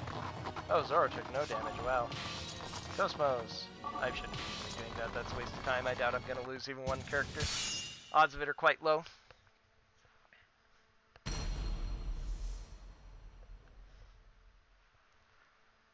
It would be sad but hilarious if Strife didn't automatically start combat with you if you could actually bring him down in outside of combat. Final battle, fight. Did I do it? Did I do it? This is over. Did I do it? I should have known that fog attack was coming. Did I do it? Did I do it? Getting a bit frustrated because he's actually doing a decent job of blocking. Did I do it? Did I do it? Goodbye. Did I do it? Did I do it? Did I do it? Goodbye. Close to the edge. Did I do it? Did I do it? There we go. It looks like I'm just too strong for you. Alrighty, 253.27. That's about 13 minutes better than my regular any percent PB. So, yep, sub 3 as I figured. So, being level 99, cut out a minus, so about 9 minutes faster overall, because you don't have to play the tutorial on New Game Plus, so that's 4 minutes you save right there. Yeah, you can definitely hashtag that. That was easy. That's level 99. As I say, I don't plan this to be a regular run, but that's, this was, what my beloved sister requested for a birthday present, so there it is. The, New Game Plus run. 2 hours, 53 minutes, level 99 characters, for the most part owning everything. A total of... Did I die twice with Lena and once with another character? Emperor died. I think that's it, yeah. Both the evil blade and the holy blade disappeared Duncan, into so- darkness. The empire collapsed. That's what she and requested, the people so... were left only with devastated Speedrun's something I can lands do pretty and the easily now since memories I'm used of to the it. terrible war. Emperor died. The people, however, eventually forgot the hardships. They rebuilt the razed villages and sowed new seeds upon the destroyed fields. Okay, and as always, we'll finish with our wonderful animatronic statue coming up.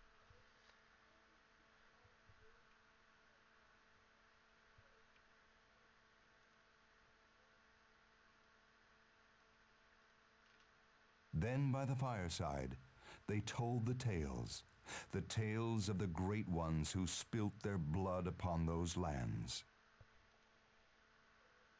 And there it was, our animatronic statue. So great.